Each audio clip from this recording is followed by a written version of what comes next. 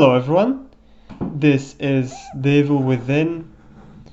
No keys, no upgrades, Akumu difficulty, which is obviously no damage, and new game. So I'm not going to use New Game Plus. A no commentary version will be available if you want to watch every cutscene, if you want to watch every bit of exploration and every bit of gameplay that has nothing to do with the run. So if you like that, you can check my channel or the description. I will leave the playlist for not the, yeah the playlist for the no commentary version. But this is the commentary version, and I will adopt the my editing style of The Last of Us, and only include the bits that matter for the run. And this is not a walkthrough. I've said this so many times in my other commentaries. It's not a walkthrough, so I'm not going to show everything like exploration and stuff like that. I will only show the run, just the run. Every part of the game where I'm I'm in danger, or I'm in danger of taking damage, and that's going to be it for all of my commentaries from now on, hopefully, because it's easier for me to commentate. And this part of the game, there's not really much happening. It's an easy section. The first four chapters of the game are very easy, especially if you do chapter 3 in the way that I'm going to do. You can go through it very easily. It's not a hard chapter. It's not a hard chapter if you do it normally, if you know everything, but I didn't really want to like to do the chapter 3 with normally, because it's time consuming, and I've already did it so many times, and every time that I run this game I never do it normally, because it gets a little bit tedious. But yeah, this part you just need to run from him, and there's nothing really much to it. It's just an interactive cutscene, I guess. But it's a very interesting one. It's very pretty. I like the aesthetic here. I like the kind of traps and stuff like that here. It's actually very good. I love the blood and the gore. It's amazing. I love the visual design of this game. I love everything. I love everything about this game, because this game is one of my favorite games of all time. It's on the top. You can say that all the games that I cover in my channel is, my favorite games. But this one is it's my favorite game of all time. There's no other game like this, in my opinion. I just I just love this game too much, and it's one of those games that I do Akumu, like no damage runs, which is Akumu for this game, just casually, just as a part of the day or something like that. I don't know how to explain very well, but when I have free time, I always run this game on Akumu. It's so fun, and since I already know a bit and I've practiced a lot and I've run this so many times, I don't have a really hard time. It doesn't take me long to complete this game on Akumu. Worst thing is I begin worst worst like the longest can take me is I begin in the middle of the day, and then I play it for a bit, get to like chapter 6 or something like that, chapter 7, chapter 8, and then I will take a break, and then the other day I return to it and finish the game. That's it. I never did it in one sitting though. I always do it in two sittings. I never upgrade it too, because I don't think this game is very well designed for no upgrades. If I upgrade it, then this difficulty will be a joke, in my opinion, because I'm so used to no upgrades. And you can pick up this bottle and do this, and you'll break the boxes. You don't need the sadist to break the boxes for you. You can break them yourself with the bottle, which is very handy. I found about that strategy because of Jigsaw Killer. He did it in his speedrun, and I was very surprised because I didn't think you could do that. So there's that. And this part's not very hard, not at all. Just an interactive cutscene. Jigsaw Killer says that if you turn the camera, it might get like it might catch you. So I never tried it, but I guess that kind of is something about this game that is like that. Laura works like that. If you turn the camera to her, she will walk faster. I guess the sadists work the same way. This is the first enemy of the game. I won't bother with him. I will skip him. Even though, if you're playing this difficultly for the first time, feel free to not skip him and, or playing the game in general for the first time. I'm just going to skip him because I'm not going to waste bullets here. You need bullets. At least 6 bullets for the sadist in chapter 3. And if you don't have those bullets, it's going to be a little bit tricky to do I guess the exploit, you can say. Even though I don't think it's an exploit. I think it's just part of the game. The developers knew that chapter 3 was a little bit too long, and for players that want to repeat that chapter, they let you kill the sadist right at the beginning. I don't think it's an exploit or a glitch. I think it's really intentional. Then you have this part. This part is the first difficulty spike if you're playing this difficulty for the first time. But to me, this is a joke, basically. The only bad thing that can happen to me here is if the enemies don't do what you want them to do, and I die. That can happen. I'm not even die. Maybe just waste the bullet. Again, you don't really want to waste bullets until chapter 3. This run is kind of late, by the way. This run in particular has been in the oven for quite a bit. Like, it's going to make a month that I don't I don't do anything with this run, and I've done other runs, but I didn't record. Especially on PlayStation 4. On PlayStation 4, this game is so unstable that I don't think that I, I don't know. I don't think how can anyone play that game on PlayStation 4. But I played this game on PlayStation 4 recently, and I might confuse it a little bit with this run, but that's going to be only that. It's not going to hopefully it's not going to make me confused because I thought that in this run I would like waste 2 bullets in here already, but I don't think I do. I think that was on my latest run that I didn't record. In here I'm going to be a little bit more careful.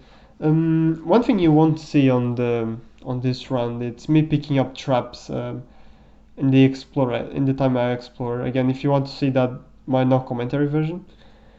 But it's quite important for this game, the amount of traps that you get. And one thing that I will recommend you is to not waste trap parts until like chapter 10, maybe chapter 11. Yeah, chapter 11 is the chapter you need to waste a little bit of parts, maybe chapter 12, but until chapter 11 do not waste any trap parts. And I will recommend you to know where every trap part is.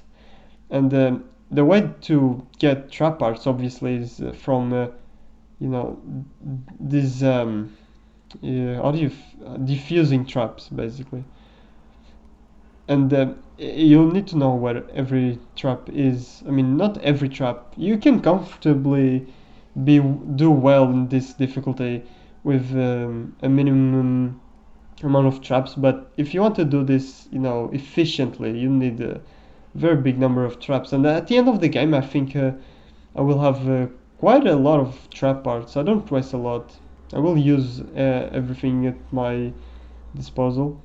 And this game is very well designed because the game really the drops, the agony crossbow, arrows, the drops for them, it's actually very balanced and very well designed.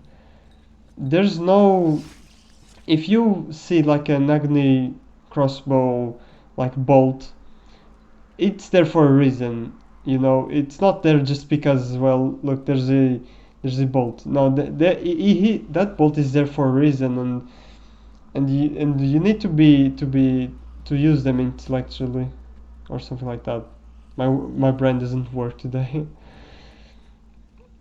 But yeah, I really like that about this game. There's no thing that's like, it's everything is planned. Every single bit of drop of this game, like ammo drop, matches drops, that's not from boxes, because boxes are random, you can control it. But if it's in the environment, it's all there for a reason, and you need to use it for that. And I've played this game quite a lot, so I know. Oh, that's interesting. That cut there earlier than I thought. Maybe I didn't edit it well, but there's 3 more guys in that part, and you want to use the matches. I think I will include it in my no commentary version, but you want to use the matches to burn 3 of them, and then you stealth kill the guy that's getting up. Watch on my no commentary version. I don't know why I edited there, but well, whatever. This is a long project. It's been so long, and I hope that I don't cut important stuff. That would be very bad. Because I remember adding transitions on this video, and I had to remove them because it would delay the commentary. So I hope that doesn't ruin this, but whatever. I'm doing the exploit or glitch, which I don't think it is an exploit or glitch. If you want to do this, you need 2 axes, and you need a full clip of your gun. That's why I told you to hold on to your bullets.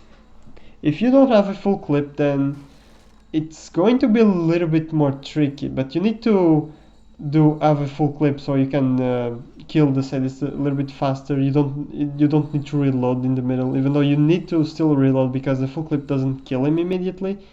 What does kill him immediately are you need to shoot him like the full clip, like I'm doing right now, and then you have to shoot him 3 more times or 2 more times. Last time I remember I did this was 3. 1, 2, yeah, 2. Okay. Last time I did this on console, which it was in the console version, the last run that I did, it was 3 bullets, but I might be misremembering it. That's it for chapter 3. Now you can explore everything. Every enemy will despawn, and I really recommend you to do that normally when you play this game for the first time, or if you play Akumu for the first time, because it's very well designed. But if you're playing this for the millionth time, doing that section every time it's very tiring. Then you have this guy. He won't notice you, so you can self-kill him. And you want to come here because there's going to be flash bolts, going to be trap parts in here like that. I think I added it out, but it's very important that you come here. This is an optional area. I included really just for the no commentary version because there's a cutscene here, and I wanted to include as much cutscenes as I could for my no commentary, so I came here. You don't need to come here. So you hide over here and wait for him to lose you, and then you can just go back and self-kill him. And that's going to be it. This enemy is very easy if you do it like that, this. And then it's going to be the invisible enemy. Okay, I'm going to use the flash bolts here, but I don't recommend you to use the flash bolt here. Use the axe. Oh yeah, I remember why. Because I don't use the axe here because I had the axe on my hand and I entered in the mirror world. And when I came out, the axe disappeared, so I lost the axe. So I'm going to use the flashbolt. If you don't have the axe, use the flashbolt. That's going to be the best way. But I will recommend you not to waste the flashbolt. Then this section is very easy. You can have bad luck here, and maybe one enemy won't get shocked or burned, and you have to deal with him. And it's going to be like extra time. There's that Rubicon. I put there a mine so that it explodes and it will have an easier time to kill him. And you look at this, see that can happen, and that's my fault. That's not the game's fault because I was a little bit greedy there. I was waiting for more enemies to come, but everything's alright. And now that the Ruby clone took damage from the explosive bolt, I'm going to use this harpoon and will kill him instantly. Harpoons are very good. I think that people sleep on harpoons way too much because harpoons are very good to knock down enemies, are very good to knock down Ruby clones. And they are very good for headshots too. Like harpoon bolts are very good weapons. And here I am. I'm turning the camera towards her so that she comes faster. But talking about the harpoons, like I have a feeling that people sleep too much on them. The only you don't want to waste your harpoons until chapter 6 because well, in my case, I will need the harpoons for the strategy on chapter 6 on the cabin sequence on chapter 6. So I won't really use harpoons here that much. On this run, I don't want to use harpoons that much. I used it in my last run on my PS4 run, and that's when I thought that maybe harpoon bolts are actually very useful, even though I don't use it that much. Harpoon bolts to me have the same utility as the pistol. The pistol to me in this game is to stun enemies or make them fall while they're running. And the harpoon bolt is an alternative for that, but way easier because it doesn't matter how you shoot them, they will always fall. And I guess I will talk about how I use my weapons in this game. In this game, I will use the majority of the time the matches. Obviously, that's the main weapon of this game, and the agony crossbow. That's another main weapon of this game. The agony crossbow is for every type of situation, especially not the flash, but the shock bolt. The shock bolt is very useful, and it's basically the only tool that you need for the encounters for this game. And it's like a puzzle game, really. You just need to know how to use the shock bolt in the right moments at the right times. Well, I just said the same thing, but whatever. And it's a very nice puzzle. Of course, I'm not going to use exclusively, please brain, the shock bolts, but you need to know when to use them and when not to use them and when to use something else. And here I recommend you to use your flash bolts here if you want to avoid any problems. Another thing, let me see, the shotgun. The shotgun is for crowd control and for stuns if I want enemies to fall. But most of the times, not for one enemy to fall, just when there's a group, like I said, crowd control. Then there's the sniper. The sniper is a very weapon I use it in very specific moments, especially for bosses and maybe for risky situations. I really don't use it that much. It's very specific. On chapter 6 I use it for the guys on the towers and the bosses, and that's going to be, to me, it's like a power weapon, the sniper in this game. It's a very good feeling sniper, which I talked about in The Last of Us. It's one of the best snipers in survival horror games. And let me see. The Magnum. The Magnum is very good. Is very good, but I won't use it much. The only time you want to use the Magnum, like, oof, that was close. You really want to use the Magnum only when only to the on the lift section. That's when you want to use the Magnum, man. Do not be afraid to use the Magnum on the lift section, on because you will have enough Magnum bullets for the Quell boss fight. Like, do not worry about that. I don't. I recommend people not to worry about Magnum bullets too much. I think the Magnum is a weapon in survival horror games which people hold on to them too much. Like, well, not like that. People save them too much. People are afraid to use it because it's such a power weapon. They don't want to waste it in normal enemies. But on the lift section, you really want to use it on the normal enemies, and that was very close. But do not be afraid to use the lift section is very hard. Like, if you don't have the if you don't didn't have the Magnum for the lift section, then oof, that would be something interesting. I mean, the Magnum makes the lift section a joke compared to using nothing else. But this part is, I guess, the first difficulty spike in this game, the first real difficult spike on the Akumu, because Joseph is a very bad AI. People say that Sheva is a bad AI, but I don't think people knows what a bad AI is, and Joseph is a very great example of how a bad AI is. He's always running around and doesn't do what you want him to do. You have to babysit him. It's very horrible.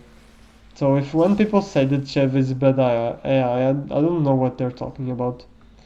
But that's a rant for another game. And yeah, Joseph is not very good in this game. Unfortunately, it's probably the only thing that I don't like about this game. The rest of this game is perfect. And you will want to use the shock bolt over here. Burn them. You have a lot of time to pick up the shock bolt. I will recommend you to use the dynamite guys to pick up stuff around the environment, because Joseph will end up kill the dynamite guys. Just be careful so they don't get near you. But the dynamite guys are a very breathing room, very good for a breathing room.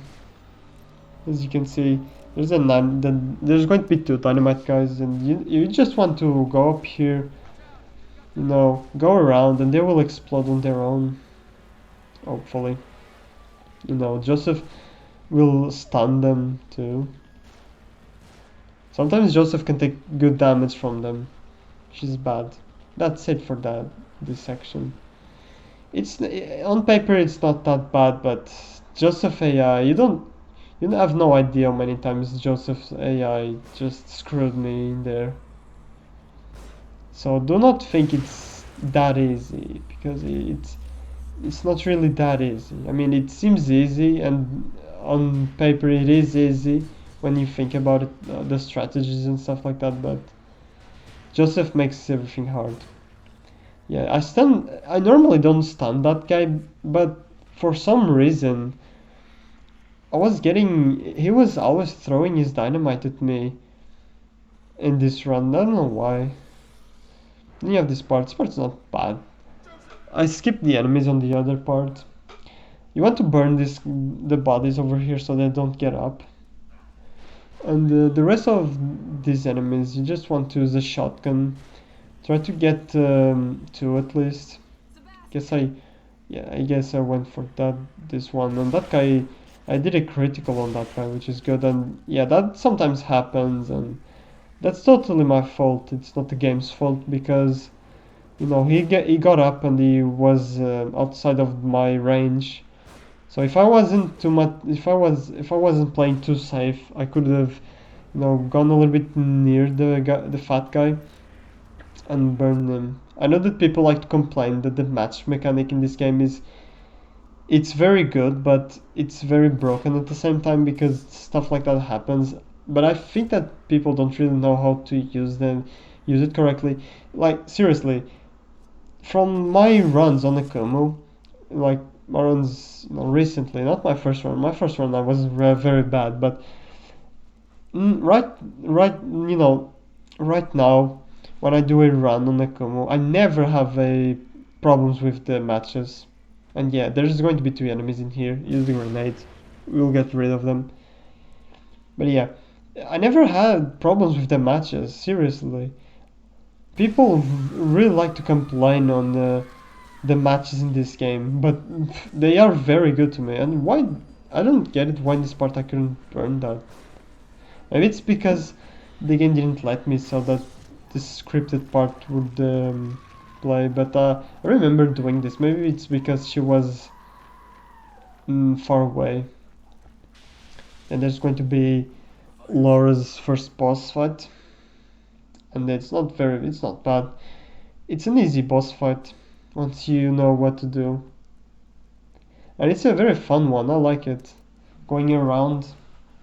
I don't know why this game still drops you the medkits on the combo difficulty. I mean, this difficulty is very balanced and it's totally tested. Like, I'm not even joking. This difficulty, you can see that this was tested.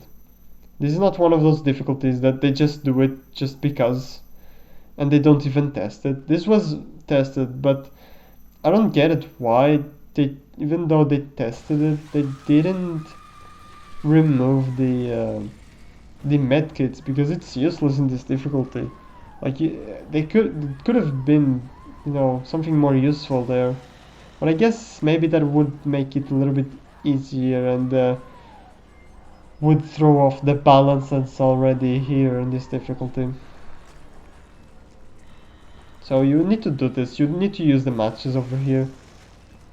Be careful not to run out of matches before this boss because you will need it.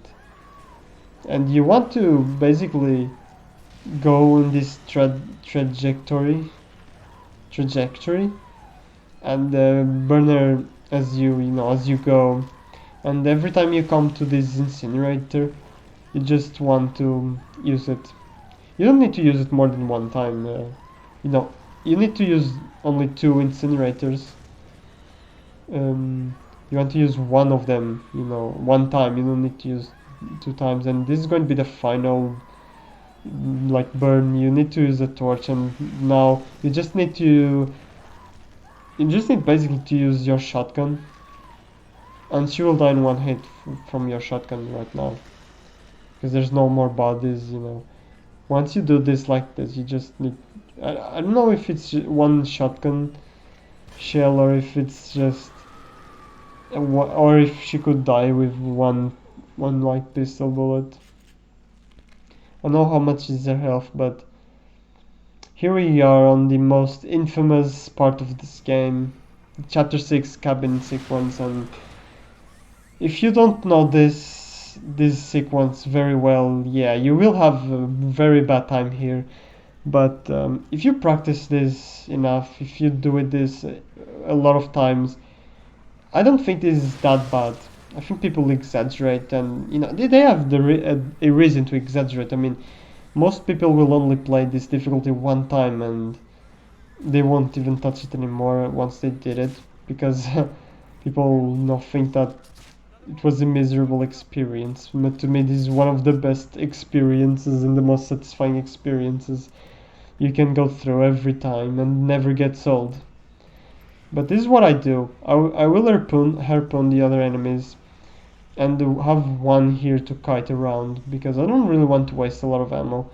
And the more you kill, the more enemies will come, and that's not a good idea. You do not want to do that. The strategy for the floor, the next floor, it's going to be a strategy I saw Jigsaw Killer doing, but I didn't understand how it worked. And then I watched ID 4300 doing it, and he explained how it works, and I finally understood. So you first need to kill this wave of enemies. It's going to be 3 enemies. Be careful. You need to use the barrels intelligently. Okay. It's kind of tricky the first wave, but once you get the first wave and kill everything, you are fine. Now you need to use the flashbolts. Get rid of the fat guy, and then get rid of a normal guy. That's how it is.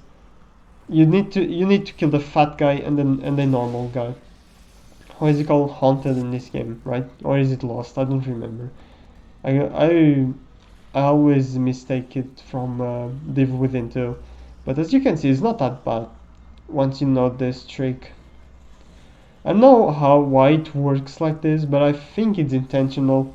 I think this is a way for the devs to balance this section. People complain a lot about this section, saying it's one of the worst sections of the game because for a survival horror point of view, it's very bad. But I guess that's what the developers' intentions were. I can see how evil they designed this area. They really did as evil. I can imagine the thought process. They were like, okay, let's make this section. It's going to be very hard. Most people won't even get through it. But let's make it that we will stop the spawn of enemies if they do something very specific. And only the people that find out about that will be the only ones that will go through this part easily. They were like, yeah, let's do that. Because it makes sense, because it's too specific to be a glitch or an exploit. I think that's very intentional, in my opinion. It's too intentional, and I'm glad that they did it like that. That's going to be the area that's going to separate the average player and the players that actually want to know more about this game and actually want to do this game seriously. Once you know that trick, you're fine. That area won't give you any problems anymore. And I was doing a no death run for this difficulty, and it's on my channel still until chapter 5, and I still didn't understand how you would do that sequence, so I stopped at chapter 5 because I couldn't do this chapter.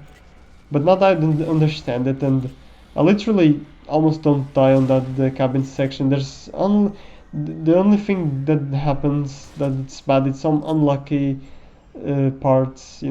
Sometimes the barrel explodes and doesn't get the enemies, because the barrel's detection on the lower floor, it's very weird. So it's actually very bad, in my opinion. That's going to be the only thing that's going to hinder you. And this part is not hard. As you could see, I did this running. I did the way that Jigsaw Killer does, because you just run around, take out the guys on the towers, and that's it. And then there's the sadist boss fight. Again, not very hard. You just need it to bite his attack and then attack him. If you go through his left hand, it can't really hit you, I guess. The only times you need to be careful is when he's doing a charge attack. If he's doing a charge attack and he doesn't stop it like this, not charge like this. If he's doing this, you don't want to be close to him. But every time he does that, you will stop here. And you just need to fill him with all of your bullets. And don't be afraid to waste all of your bullets on him, because this game, as I said, the drops for this game are very well designed and very balanced. There's not going to be a part where you're going to be out of ammo or out of agony bolts. It's very balanced like that.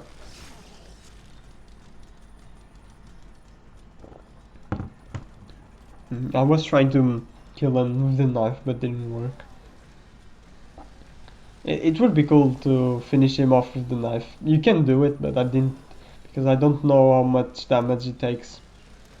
But it's a very cool thing to do. We only took one shot.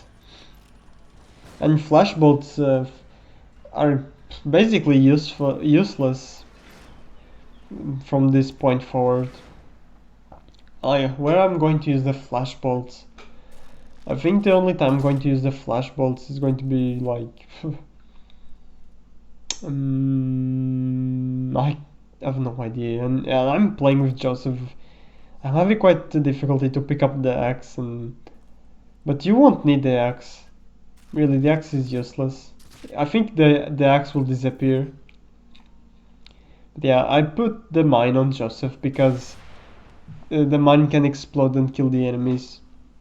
And you can do that very fast. That's a jigsaw killer strategy right there. And as you can see, you don't even have the axe. And this part is very easy too. You want to use the shotgun here, so you can crowd control. No, the dynamite just blew one of them. You just want to wait here. It's just one way for them. You know, you just want to let them go here and then you use the match and that's it. It's very easy. This is probably the easiest part of the game. And then you just need to wait for Joseph to open the gate. And that's it. It takes quite a while for him to open the gate. But don't worry, once you deal with that spawn, you won't deal with any more enemies. For some reason I remember this part to have a lot more enemies.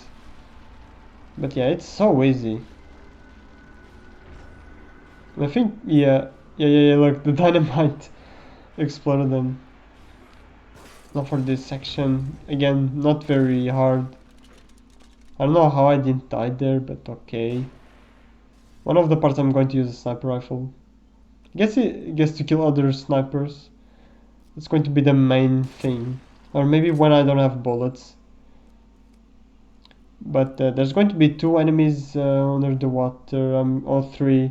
I'm going to burn one of them, and the other 2. Yeah, there's 3, and there's going to be 2 which I can't reach them. Oh no, there's one more over here.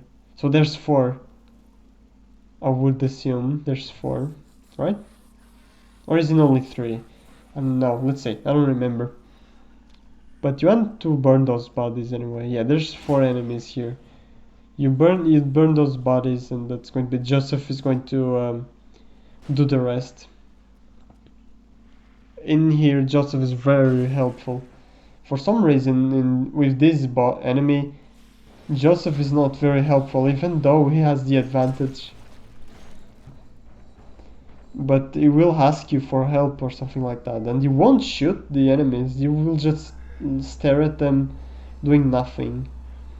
And I think I did very poorly on this part. I should have done better here. Fortunately, I redeemed myself on my recent run on PlayStation 4, and I did this part decently at least. But this part I did very poorly here. And I think I wasted a little bit more ammo than I was expecting it. Yeah, because this guy was always deviating. He's not supposed to do that. So I should have thrown the grenade earlier, but look. Yeah, just throw every grenade you have in there. Try to get all of them, and then use the sniper to kill them. You know, be careful. Just don't waste every sniper bullet you have, because you will need it for the boss for this chapter. It's very important that you keep the sniper for the boss in this chapter. But I think I have more than enough. I can't really see how much I have because of the preview window being too small. But I think I have everything that I need. Let me see. What is he doing? Oh yeah, once one enemy is alone, it will go berserk, and it will kind of run the same spot. It's very annoying because, yeah, you see, because you can't really do anything. You can't expose yourself, and you have a very low, very small window to fire at him before he. And I was kind of confused because usually I don't leave one. Usually I kill them at the same time, but like I said, I did very poorly in here, so I'm trying to get a good opportunity to shoot him, and I fell. Oh my god, that sucks. That was very bad on my part. Yeah. Ah. Shit, that was very bad. And by the way, I want to talk about something. About my latest videos, The Last of Us videos. I did them on parts compared to what I'm doing again right now, which is going to be one video, 2 hour and 38-minute video. It's because I had a few problems with my computer, so I had to use PlayStation Factory. And PlayStation Factory only limits you for 1 hour per video. So I didn't have any choice, and I had to change my microphone too because this microphone is not compatible with PlayStation. So it was kind of messy, but I still wanted to do The Last of Us, and I did it. So yeah, that's I had to do it. I could have waited a little bit and edit everything on the PC, but I didn't feel like. I feel like I had to do it then, and I didn't know how much time it would take me to fix my PC. And this boss is very good. This is one of my favorite bosses in this game. You shoot him in the face and he dies. Well, he doesn't die, he gets stunned. It's so good, look at this. You get enough distance so you have a better reaction time. You wait for him to get out. Be careful with the traps. There's traps in this area, and I die a lot of times because of them. So you want him to get out of the bushes, and once he's out of the bushes, you can just shoot him in the face. You shoot him in the face, and he dies. Spam him with explosive bolts, and you will finish him like another 3 or 2 sniper shots. It's so good. This boss is very good. And I don't think Jigsaw Killer does it like this too. I think he uses bolts, but I think he's a waste. But he uses upgrades and uses the DLC pack, so he can comfortably use the freeze bolts and the shock bolts as he wants for the speed run. I'm not doing a speed run, but I'm not comfortable using my freeze bolts here or my shock bolts here because I think it's a waste. The sniper does a very good job at stunning him for a really long time. But as I was saying before about my editing, I was planning to release this first on then The Last of Us because I did this first but my PC got PC got a problem, and unfortunately I had to do videos in parts, but now I'm going to do it in one part only, and it's going to be good again, or organized, because I hate spamming videos for YouTube. And now that I have my PC back, I can play my other games on PC because on PlayStation I have nothing. And I did the first impressions, and I did those first impressions because I didn't have a PC to play games or to do this commentary. That's why I did those 2 first impressions. I still have another no damage run coming from the PlayStation 4, which is Devil May Cry, DMC Devil May Cry, the reboot. I'm going to again commentate, and I'm going to edit on PC, so it's going to be good. The quality won't be good though, because the capturing on PlayStation 4 is like at 720p, 30 FPS, which is bad, but that's okay. And after DMC, I'm planning to go back to Resident Evil 5, and Resident Evil 4, because I bought Resident Evil 4 and I played a little bit. I miss that game so much. I want to go straight to that game. There's a lot of games that I want to cover for the future. I definitely want to redo my Dead Space 1 run and maybe add a few more restrictions. I definitely want to do Dead Space 2 again. Kind of the same restrictions. Maybe add a no shop, but I don't really like that. And commentate them because Dead Space 2 I didn't commentate, and that's a shame because I love Dead Space. I really love Dead Space and Dead Space 1. So I want to commentate those games. I did it with Max Payne 3 because Max Payne 3 is a must. It's a must to me to redo and commentate. I want to go back to those games. And the other games I want to go back, Devil May Cry 4. I will definitely do Devil May Cry 4. I will redo Devil May Cry 4 because and that all the cutscenes and stuff like that. The two versions. Let me see more. I think that's it for games that I want to cover, and I think that's kind of all. Of course, I'm not going to for Nier, the demo. I've already talked about Nier Automata on my Resident Evil 7 video, and I had a very long rant about that game and about how I didn't really like it. Even though recently I saw that game with a big discount, I was like, oh, maybe I should buy it, you know? But I didn't enjoy that game, but maybe I should buy it and do a run just for the hell of it. But then those memories, those very, very bad memories of that game come to my memory and just... It's not worth my time.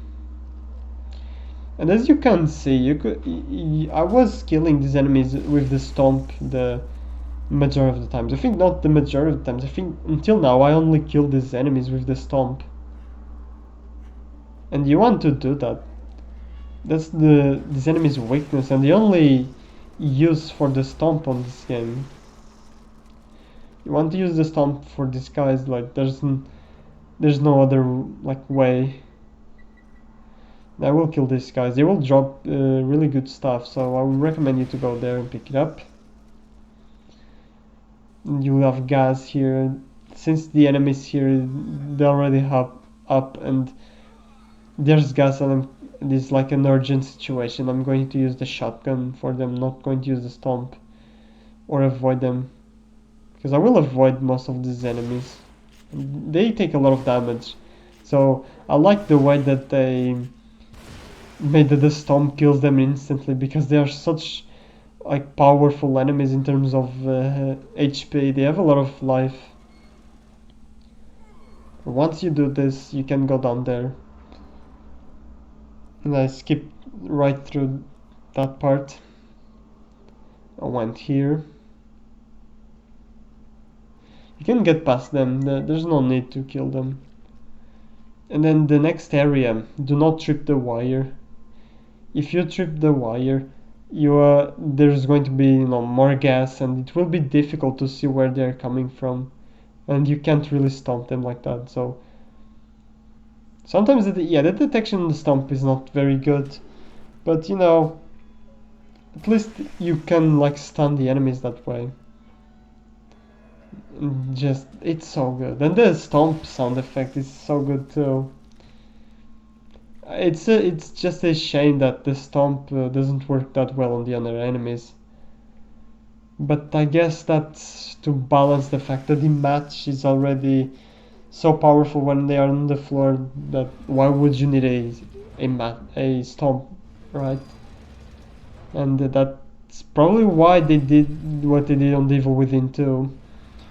Which was to remove the enemy, to remove the matches, and add, the stomp mechanic, which is the new match mechanic on Evil Within 2. And you can like stomp the enemies and kill every enemy instantly like that. Well, minus the bosses, you can do that on the bosses. But it's very good. I have to admit, Evil Within 2, another surprise on the survival horror game thing. It's a very good game. Not my favorite compared to this. You know, this is going to be my favorite of all time. There's no other game that's going to, you know, surpass this. I think the only other survival horror game that can surpass this is maybe a Resident Evil game or Dead Space, like Dead Space 2, but such a different games and so different mechanics that comparing them both is just it's disrespectful for this game. And you will have here the keeper.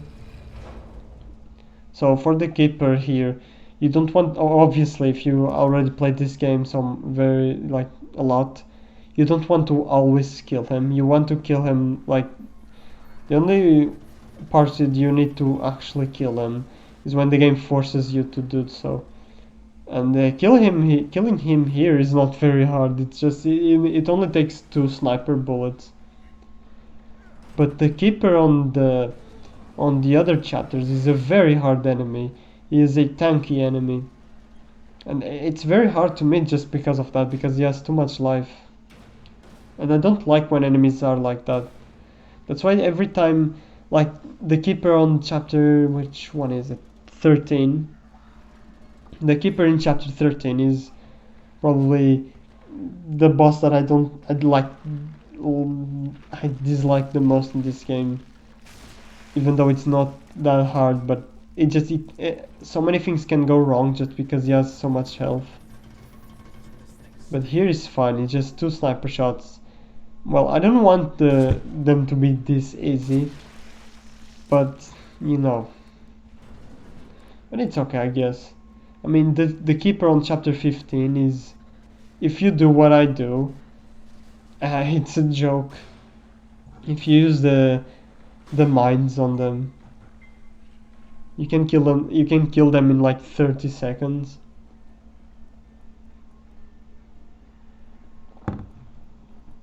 And then you want to use the freeze bolt here. Don't use the shock bolt. The freeze bolt will make him will stun him more time than the shock bolt. So it's basically a waste of a shock bolt. And I won't waste the shock bolt here. I would recommend you to use the shock bolts for chapter 9. Yes, chapter 9. The end of chapter 9. You can make the end of chapter 9, the fight in the barn, a joke with the flash bolts. It's so easy. You don't even give enemies a chance to get up. That's so easy it is. You just spawn trap them. And this is the end of the the keeper section basically. And the rest of the game, I think the real difficulty spike will be on chapter 10. Yeah, chapter 10 is a very hard one in Akumu. Even for me, chapter 10 is just one of those that I don't think I can do 0 deaths. It's very tricky. And I think I'm going to include this cutscene because you finish him off, and I like this cutscene. I like the way that the box explodes. Like this, like, so cool.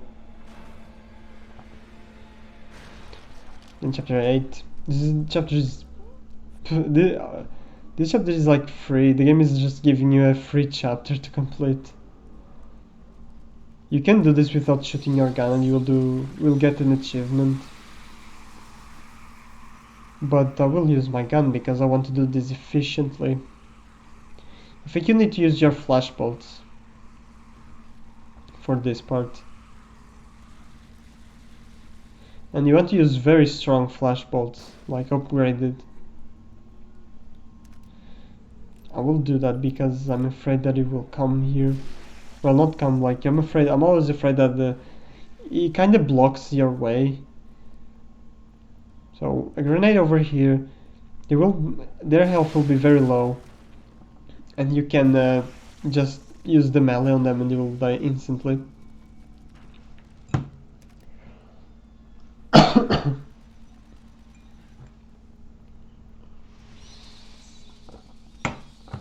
we got the trap, the another section, which is kind of a trap section. There's not very much to talk about. Anyways, today I'm doing very weak on my commentary. I'm not bringing up anything to talk. I'm talking about the actual gameplay. What? I don't do that. My commentaries, I talk about other stuff. I don't talk about gameplay. But I guess I don't have really anything to talk about. You know, I haven't done much in terms of gaming. I've only been working. Let me see. Is there anything to talk about gaming right now? Like games that are coming up. What games are coming up that are interesting? Oh man, the babies. This part of the babies are. I did a very poor job here too. I wanted to use one flashbolt only, but I ended up using two and wasting a couple of pistol bullets. Oh man, don't do this. Like, use the flashbolts. They are useless. From now forwards, like from chapter 6 forwards, the flashbolts are useless. Well, not chapter 6, 5. Like maybe the only time you want to use your flashbolt like once is on chapter 10 for the how is it called, that boss in chapter 10, like Omega? Alpha Omega? No, Alpha something. It's the boss at the end of chapter 6. Oh man, I'm wasting so much bullets. Yeah, that was it. I mean, the game will give you a lot of pistol bullets, but still, I hate wasting it in a part that you're not supposed to waste it. But again, which games, like I was saying, which games are going to come up that I'm interested in? There's that Shinji Mikami game. Of course I'm going to buy that. I mean, it's a Shinji Mikami game. Why wouldn't I buy it? It's probably going to be very good, just because it's a Shinji Mikami game. And it looks very interesting, the aesthetic looks very good to me. Looks something I would play. But let me see, what games are going to come up that I'm interested. Let me see. Oh man, I have no idea. Besides that one, The Last of Us already came out. Very good game. Man, I have no idea. I'm so out of touch. Like, there's no game that interests me anymore. Like, that's coming out. I know there's at least one that it's on the back of my mind, but I can't really see which one it is. Maybe it's a Sony game. I have no idea. There's literally nothing. But in this area, I'm not going to skip a lot, you know, of gameplay. Actually, I'm going to show this area in its full, its full thing, because Ruvik can spawn randomly, and he can spawn anywhere, so it's easier for me to just include like this whole area. And am I going? Oh, I think I'm going to include this cutscene. Yeah, I forgot to edit this cutscene out, so you have to bear with me here. Hopefully I don't include in every part. I don't think I do though. I think this was just the only one, and I forgot. But Devil Within, like another Devil Within game, is not coming out. From my new knowledge. I don't know. What games do I want to play? I played a game recently. It was called Soda Drinker Pro. And it's a very interesting game. Even though it's a joke game. It had a very good soundtrack. I like that soundtrack. I like to listen to it while I do my things. It's very. I have to admit, I like the aesthetic. but it's, it's not really a game, But that's the only thing I played. I bought Resident Evil 4. I played it for a bit. I did the first chapter. No damage, by the way. Because I'm like that. Lol. On normal, because I still didn't unlock professional. Mm, what more? I bought anything else? I did DMC Devil May Cry run, but I want to save everything that I think about that game, for that game commentary. Then I played a bit of DMC5, which I still didn't do all the difficulties S ranks. I'm currently on Son of Sparta S rank.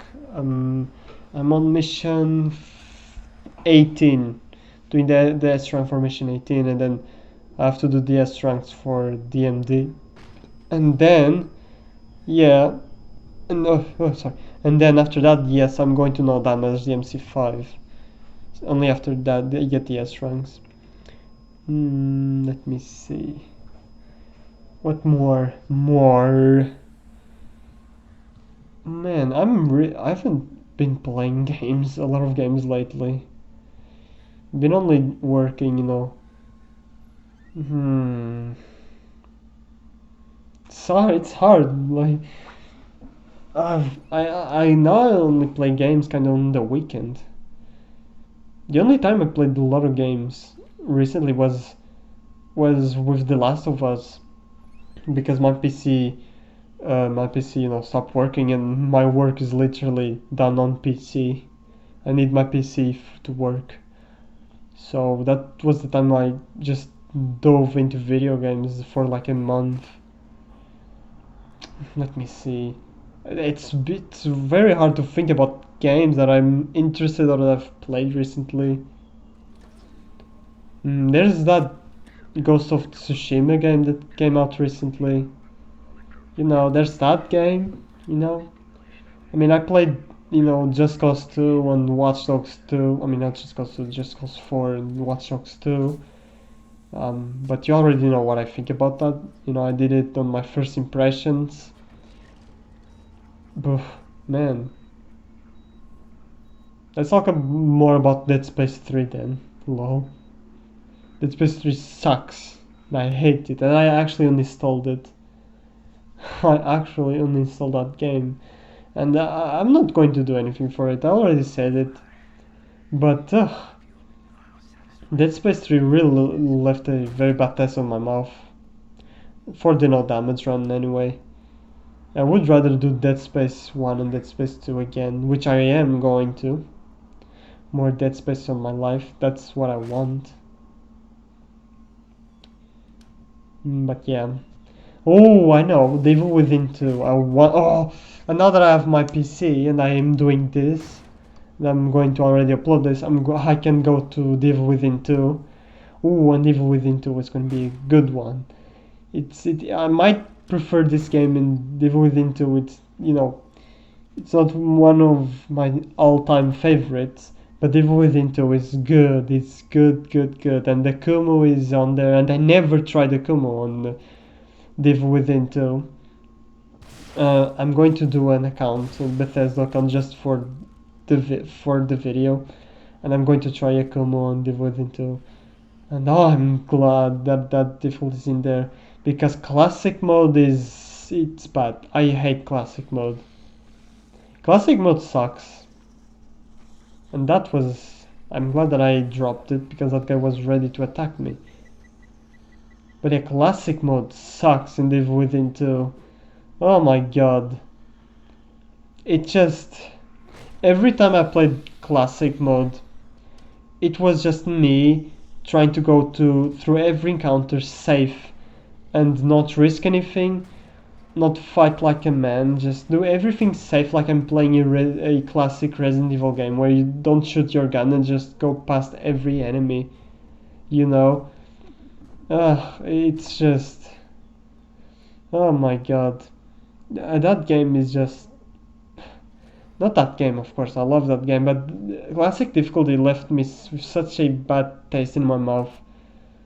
But now that Akumu is out for Devil Within 2, oh my god. I'm going to be all over it. It's going to be so good. I can't wait because Evil Within 2, that's the aesthetic, as the the movement, as the atmosphere, and a really odd atmosphere that I like. Though I prefer this game's aesthetic in general because it's kind of like it's more crazy, it's more out there, it's like a bad dream, like it's a trippy dream, and I love it. That's like what I like. That's like, that I love it. But then Devil Within 2 is more chill, is more, it's more mysterious, it's more relaxing in a way. It's more calm, more collective, not very crazy, which is another thing that I like. I both like what both games did with its story and stuff like that. That I'm going to watch. Did I cut in the other time? I don't remember. I probably didn't. So you have to watch this. You have to bear with me here. I forgot to edit this out for some reason. Well, I mean, it's been a while, and I already edited this video a long time ago, like a month ago or something like that. So I didn't remember some of this stuff. Yeah. But I can't wait to go into the Within 2. The Within 2 is a very good game too. Oh, I love to explore that city. I miss that. And just because of classic difficulty, I always avoided, you know, exploring in exploration because classic mode just limits you on your save. So you need to go in each section as fast as you can, so it's easier for you to go back to your previous save and not go back in like 3 hours of exploration. And then the next part of this game is going to be the barn fight and the chasing and the chasing.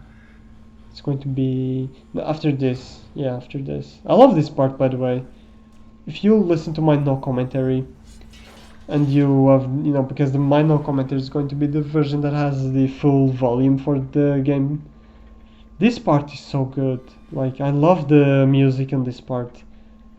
It really complements the wired aesthetic because the music is like those. It sounds really wiry, It sounds so wiry, so weird. It's so good. And as you can see, I have a lot of trap parts by this point. This is chapter 9 and I already have 52 trap parts. And I'm only going to waste them at chapter 11 or 10. It depends. You're going to see, look at this. And there's a lot more trap parts in here. Like, if you do this correctly, you won't have a hard time picking up the trap parts. But do not try to get past that thing. Just try to... I don't know how this works exactly, but try to try to get a lot of space in the path that you want to take, because his hitbox is very wide. So do not risk a lot. And see how many trap parts I have? It's amazing. I love that. Now this is the fight that I really want to talk about.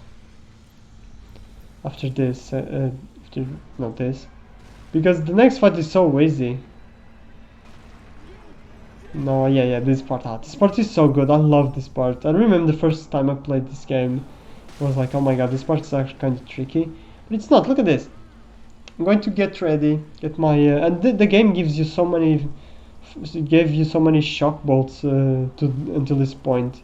So you use the shock bolts here, wait until more enemies spawn, and just use the match on them. It's always, look at this, they didn't even move. Now let more spawn and just do that. Look at this, look how easy that was. Just see that. And now for the actually hard part. This is the hardest chapter on this game, in my opinion. There's really no other chapter that that can, surpass the difficulty on this one, because this is a long chapter. There's two bosses in it, and this part is literally every part on this chapter is very hard. On my console, I don't know if I did it on my most recent run or if I did in this one, but I think I'm going to be more careful than I usually am in this, because I kind of play this part in a speedrunner mentality, but I don't want to do this. I want to do this calmly, because if you do this with more, if you want to do this, like I'm doing, I guess I'm going to do it right now, you will have a better chance. Ooh, that was bad. That wasn't good. That wasn't good at all. So I'm going to heal. Yeah, I'm going to do this here. I guess I'm going to do like I did in my recent run. This is going to be. Oof, that was bad. At this point of when I record this run, I was already confident on my skills in this game. So I guess I'm going to use the same strategies consistently for every run I do on this game. And it took me a while to get used to this game, to get used to the strategies, to discover some strategies. Of course, that not all strategies are mine. I've been influenced a lot by other YouTubers, Jigsaw Killer mainly. But there's some strategies that I do it myself, because, sometimes I don't really like how other people do it. And this is kind of my way of doing it, because Jigsaw Killer skips all this part because he knows everything. And since he's speedrunning this game, makes sense skipping everything. You wouldn't want to waste a lot of time here. And then there's going to be these two guys. You want to use the flash bolts. The weird thing about the flash bolts in this part is sometimes their animations will kind of make them dodge the thing. Look at that, they dodged it. It's kind of funny. Yeah, but as they recover from the flash bolt, they will get hit by it. Oh, let me just adjust this real quick. Oh, oops. Uh-oh. It's bad, right? Let me... Oh! Let me... Oh, man. Uh-oh. Okay, that's it. Then here I'm going to be a little bit more careful. If you're stealthy here, you will deal with a lot less. I think there's just two more enemies here. There's the guy on the floor, which you can kill him easily with the pistol, and the guy with the gun. I'm going to use harpoon here. What a waste. I mean, not really a waste, but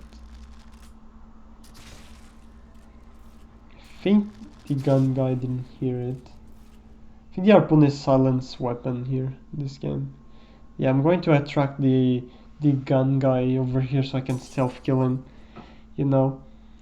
If you do it, things like this, things like if you take it easy, don't do it everything like calm, and oh my god, that was bad. Yeah, I still regret it this day what I did there. I wanted to put my gun away, and that's the same button as the match, so that happened, and I still cringe at that. It's so bad. And that's it. Like, if you do this way, it seems very easy, doesn't it? I mean, it kinda is if you do it this way, but you will still have a hard time at the beginning. Oh man, that's some really bad aiming. What is he? Yeah, I have a very difficult time doing this. Die? Yeah, I'm going to shoot and it doesn't do anything. I remember that. Oh, that was so bad. There's obviously there are holes, but the game just screwed me there. And that's it for this part. But I'm not going to cut here because there's still the spinny blade. And believe me, I died once by the spinny blade because I was disarming the bear trap. And I forgot that Sebastian would get up when he finishes disarming. So I just got screwed by the blade, and when I realized it, I was like, oh. So I'm being careful. Yeah, I'm just doing this like this, and I don't think it has time to get to you. But as you can see, I have a lot of trap parts.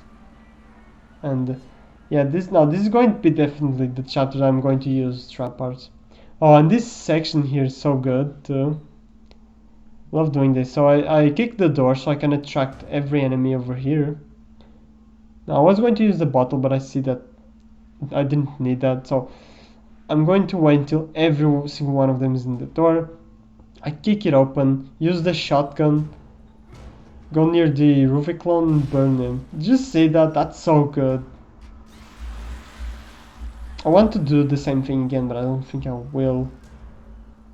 But that was a very nice play. That was very nice. Fuck, I love that. When I got this on recording, I was so happy because I used the door. This game is it's just for you to see how this game is so good. No. Oh man. And yeah, I don't think there's any more. So I'm going to use a shock bolt. I'm pretty sure I'm going to use a shock bolt in the next section. I'm going to pick up a bottle, I think. Yeah, I might be confusing it with another most recent run, but I don't think it is. I think I'm going to use the bottle, like over there. I'm going to make them go to the same spot, and then wait for them to be all over there, and then use the shock bolt. Like I'm going to gain their attention so they can come near me, near the flash bolt. And that's it. This section done, literally. So easy if you do it this way. The other way you can do it is maybe throw a bottle at the middle of the room. You don't even need to do the door trick. You just need to use the bottle and then attract everyone to one place, use the shock bolt, and you end it. You waste one less match. It's even more efficient than when I did what I did. And here you have to use your agony bolts here. There's no other way. You want to stun this guy. You want to do this, and as soon as you finish the animation of pulling the lever, run towards this way. You don't want to delay it. You just want to run towards it, or you have to wait for it to go up again, and that will leave you exposed to a lot of danger. This part is easy though. This part is the easy part. The next part is the tricky part. But I don't have a lot of difficulty anymore in this. I just need to know how to deal with this, and I will first kill the two lost here with the knife. A stealth attack, not the knife. And see where the other one is. Yeah, the other one is over there. So these enemies don't really see you that easily. So you can just hide over here and wait for the other enemy to appear, and you can headshot him with the sniper. And now that everyone is attracted to you, you want to equip the freeze bolts. Wait for them to be like together. You don't want to freeze one of them like separated. You want to freeze them both. And yeah, you want to do this. Yeah, you will have a little bit of difficulty to get past them, but the game will see that you're kind of stuck, so the game will let you pass. Oh, I don't think I made, or did I? I think I made off camera bolts. So you want to put at least 3 bolts here. The third one is just to be sure. But I think I won't need the third one, so I will pick it up because I don't want to waste a lot of bolts. But I probably made the bolts here with the trap parts. This is definitely the chapter that you want to use the trap parts. And then after this section, just in chapter 11, and then you know, and then you're comfortable to use it whenever you want in the other chapters. If you have the same amount of trap parts that I have, I still am a little bit conservative with it though. And then you have Laura in this part. I didn't know what I had to do here at the first time. I always thought that you had to use a shock bolt on there, but then I discovered that you can't just go past there. I mean, it's not a 200 IQ move. It's literally something it's something that it's easy to do. Like, I just don't know how I didn't think about it earlier. Oh, I love this part here. I love the way that the glass explodes. And this part is just as a running sequence, a chase sequence. And that's it for this part. And then there's the boss. The first boss of this chapter. I consider this a boss because you can fight her, you can choose to fight her, and she will have a lot of health, and you can kill her, or you can just run away. But even if you run away, I still think this is a boss section because she goes after you a lot, and at the final part you still need to damage her if you want to get past her. If you want to wait for the what do you call the flames to run out or to go out or something like that.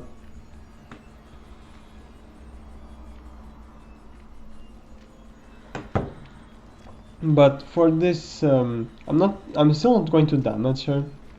And the only times I will damage her, it won't be using, bolts or bullets. It will be with the matches. If I'm not going to use the matches, I'm going to do this. You can do this. Just go around this pillar. Just be careful. She might appear on the other side. And you want just kite her like this. Kite her around like this, and that's going to be it. Use the fire here to your advantage, because you will delay her, and you are, you have a better time, pulling this lever. Just wait for her to come here. She will trip that part, and that will delay her a little bit. Oh man. Okay, she went too far. Sometimes she can go the other way. That delays her a little bit, nothing special. But I will again use this pillar over here. Obviously the pillar is here for that. And then the next phase, which is a little bit more tricky. But if you have a grenade, you will be fine. I don't think I don't know if I'm mistaking it with a more recent run, but I think I won't have grenades, so I will use a freeze bolt, which is kind of not a waste because I will get my some of it back, I guess. Well, barely, but yeah. You go down there, and you want to use the grenade if you want to throw the grenade over there, because there will be a trap. But I think I didn't have grenades, so I used the freeze ball to freeze the trap. And you can pick up the trap and make up with what you wasted, kinda. And that was kinda dumb for not picking up the trap, by the way. Because there's a time limit, and did you see that? The time limit ran out at the very end. That was very dangerous. I don't know why I didn't pick it up, but I was trying to shoot the trap over there. I think I did it. Yeah. Then I'm being very quick so I can stun her as much as I can, and I go to the elevator. If you don't skip her and kill her, you will have a lot of goodies on the other part of the elevator. And here's the boss. I don't remember how he's called. I think it is something Alpha. I don't remember. But this one it's tricky. I have to say this. I still don't have a very how do you say, a very consistent strategy for him for like a zero death run. But it's still very tricky for me. I still didn't experiment with him a lot because he's not really my favorite boss in this game, even though that was a fail. Even though he's a very good boss, I don't from this game, like all the bosses in this game, is not my favorite. So I didn't experiment with this boss a lot. But I know that the sniper will do a lot here. And you want to shoot him as much as you can. I'm just waiting. Yeah, and as soon as he does this, equip your freezing bolt and wait for him to come to you. Wait for him to come to you. Oh, I thought I failed that.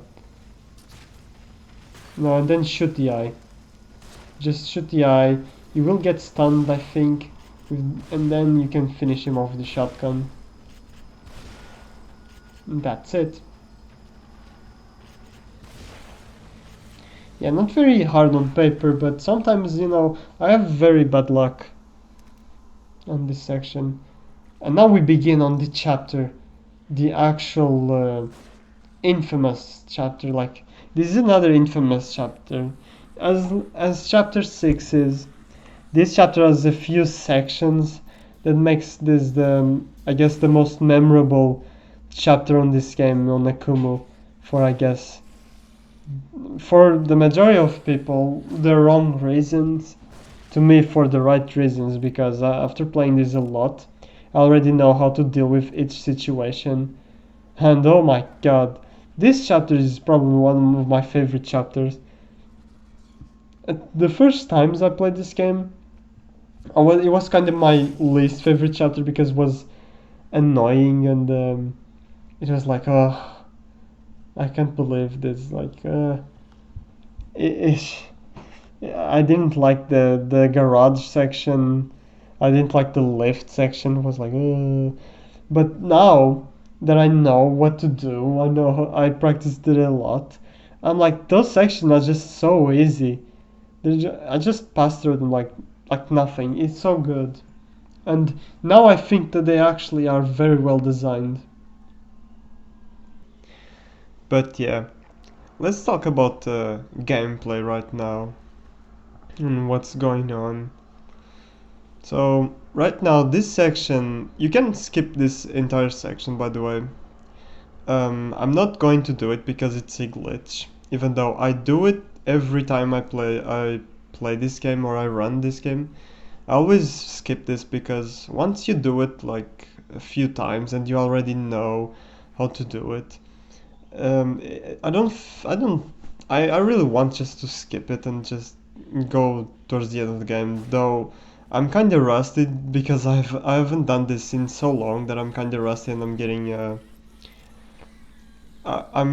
caught here, and unfortunately I didn't do it full stealth, which you can do. But that's how it is, and I'm doing this because I don't want to waste matches, and I think you should do stealth because you don't want to waste matches. Matches are going to be very important, especially you need to keep matches for the garage section. Be sure to have at least 5 matches for that. or you probably won't do. You will probably have a really hard time with it. Don't make it harder on yourself, and be sure you have 5 matches for that. Even though the game will give you in the Ruby clone fight will actually give you a few matches. There's a few matches you can loot, but if you it's better to stealth this, or if you don't stealth this, at least kill the enemies with your gun while they're on the floor. It's not that hard because it's just it's just 3 enemies that are I guess alert or searching for you, so it's not a big deal. So you want once this door open, they come to you. You want to use the shotgun and stun them all. If you don't get all of them in the match, you have to do, just be sure to not waste a match on the other one. Use your matches intelligently here, because you don't really want to. Just want to use one for each group of enemy. And if you're in emergency, I probably will be on the emergency or in panic and will use more than one. But just don't exaggerate, I guess. And this part is not very hard if you don't want to skip. This is actually, it's still tricky to get it, to practice it and to get the spawns and stuff like that, because there's a lot of tricky spawns, I guess. There's sometimes they appear from behind when you think they're not coming, and sometimes they don't go to the path that you want them to go. But if you know where they're coming from, and you know how to stun them to and burn, so you can burn them together, you're gonna be fine. So I'm gonna put a shock bolt over there, because I already know in an emergency I can just go over there and let them and stun them. And unfortunately, I was a little bit too impatient and couldn't burn the other guy, so I had to do this. I guess I went into panic mode, which it wasn't really panic mode, but because you can't really be too much free on this part, or too much flexible, because there's a guy with a gun and he's very dangerous. I will use a flashbolt on him, and there will be another guy with a gun over there, which he didn't. It's important that you put that mine bolt that I did in there, because if you put the mine bolt there, just one sniper rifle shot will kill him instantly. So again, I'm trying to wait to get as many of them as possible in one place, and it worked. Even though I wasted a little bit of shotgun ammo, but it's always worth it if you keep the matches. Ammo is very well balanced and very well put through the levels, out there. It's very good. So be careful with this too, because these guys, sometimes the hitbox on the bullets are very weird, and sometimes they can hit you even when it seems that you're protected. You shouldn't really trust the cover that you have, especially if you're trying to do the peeking, because I have instances where the bullet literally scratched Sebastian's shoulder, and I got hit and died. So it's very dangerous, the enemies with the guns here. They're rare though. They're a rare thing. I don't really want to call them bad designed, or the section where they appear bad, because they are annoying. They are actually well designed for where they are and where they are put. You just need to know how to use all that you have against them. And now we got the water section with the water enemy. It's again not hard at all. Just need to wait for that one to go over there, and you need to make a run for it here, and that will be it. And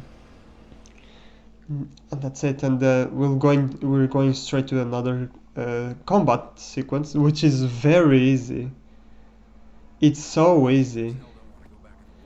This one, you need to nail the spawns and and know the strategy. But it's so easy. You can end this encounter very fast.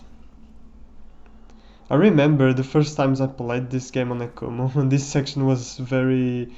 It was a pain. It seemed very hard to me.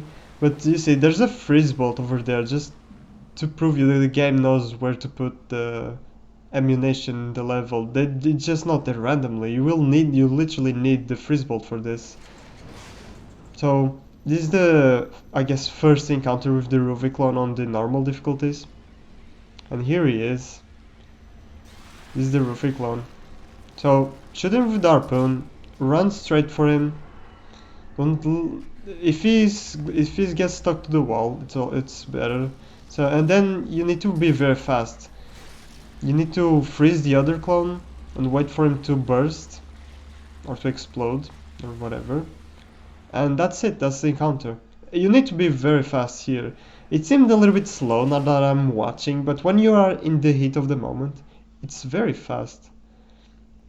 And you need to be very careful with the enemies that get up. So you can't really stay in one place, because the enemies that get up, they're going to really mess up the strategy. I've been hit because I was a little bit too slow, so you need to run that section. But anyway, we're going to start at this section. And this section, again, another section that seems very hard for first-time players on Akumu, but it's not. If you do exactly what I do, this section will be very easy. Oh yeah, I hate when this happens. This is another thing that I can call a flaw on the game's part. And I'm not, again, if you don't want to waste any matches in here, you need a very specific amount of matches in here, and you need all of them. You need all 5 of them. And the reason I'm not going in there and kinda have a better time shooting him is because I don't want to trigger the next spawn. I don't know what I'm doing here. Okay. That was weird. Don't forget to pick up any green gels in here. You need to pick up, because if the bolt gets caught on green gel, the bolt can disappear, and that will ruin your strategy. So do this. Put the shock bolt there. Run so you can trigger the spawn, and just burn them with the match. This is why you need the matches, because there's going to be 5 spawns, so 5 matches or more. I think the last spawn, the guy is inside the garage. I will use the grenades for him. So again, you do the same thing. You just need to do the same thing. Oh, and do not forget one thing. Oh yeah, and then after the 3rd spawn, you need to come here and take out the sniper. And now you will just need to stay here and fight the other 2 spawns from here, because right now the guy with the rifle will be inside the garage, and it's very easy for them to shoot you if you are on the other side. So the strategy doesn't work. The strategy I was using doesn't work for these 2 spawns. So right now it's just this one. It's just this guy. There will be a dynamite guy, but for some reason it didn't spawn for quite a while. So I thought that was the last thing, but there's still a dynamite guy, so don't forget about that. One thing you need to be careful in this section too is if there's any bodies that didn't fully despawn, do not put the shock bolt where those bodies were, because the shock bolt will despawn with the bodies. It's very weird. It happened to me a lot of times. I guess this is one of the things that it's kind of broken in this game, especially in this section. So just going to, yeah, I guess it only spawns if you come here. So I will use the grenades. The grenades will stun the dynamite guy, will give me a lot of time. And that's it.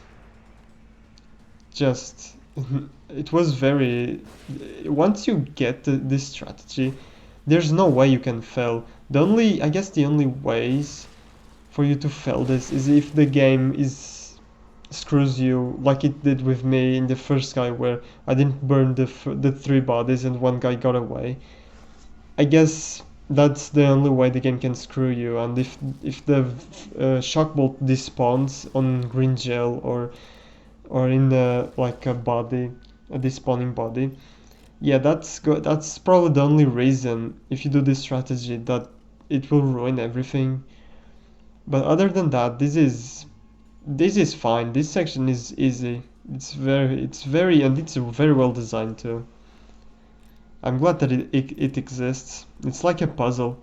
It's very, very fun. There's a lot of sections that are very hard for new players, but when you want to practice this more, you want to play this more, and you want to understand this game a little bit better, it's like solving a puzzle. Each section is like a puzzle, and it's amazing. It's like a puzzle solving game. You just need to know how to do things, experiment with things, and the best thing about the agony crossbow in this game is that it's such an experimental weapon. You can do so many things and tackle this game in so many different ways with the just because the agony crossbow exists. It's such a wonderful mechanic. One of the best mechanics in gaming. I'm going to shoot the traps this time because I don't want them to get in the way when I'm trying to make for the lift. And another section that it's very hard for new players, it's the lift section. Right now, at the point that I am in this game, of playing this game, the lift section to me, it's not hard, it's medium. And it depends, and the difficulty depends in how much ammo do you have for your pistol. And in my case, in this run, I didn't have a lot of pistol ammo for that section, so I'm going to run out of ammo, and I have to rely on the shotgun, and the shotgun is not very precise.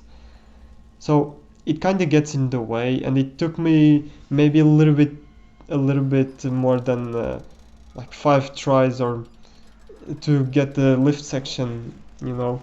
It took me probably 10 minutes for a 1 minute section, like not even 1 minute, it's probably seconds. But one thing that happens here, by the way, is that guy over there, ooh, that was close. That guy over there in the that's above you, he will disappear for some reason. Like, watch this attentively. What is this? Where did he go? Why did he disappear? He literally disappeared, and until this day I don't understand why. I'm just looking for him. Like, what? Why? I have no idea. So here's the infamous lift section. You want to do the way you want to do this. If you want to succeed this, you can't fear the magnum. The magnum will be very important for this section. Do not fear using the magnum here. It's literally one of the places you need to use it. Like, you really need to use it here.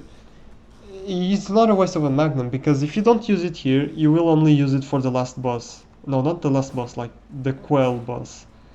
And that's a waste, that's a real waste of magnum if you don't use it here, because you won't use it anywhere else.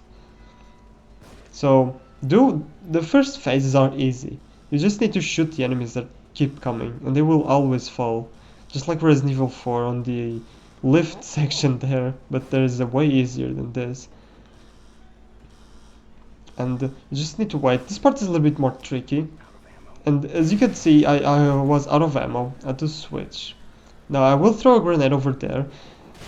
Throw every grenade that you can, because sometimes it can be RNG how many enemies it hits, and after you deal with them, you just use the magnum, and that's it. Like, I don't even have time to commentate this correctly. Just, it's all fast. The important thing for the spawn on the left is that you throw the grenade where I threw, probably more than one, just to be sure. Sometimes I throw all of them, and then when those enemies all die, the rest of the enemies, you just need to take them out with the magnum, and it's not a waste of magnum. Do not fear the magnum. It is a waste of a magnum if you don't use it here, because the game will give you more bullets than you can carry, you know.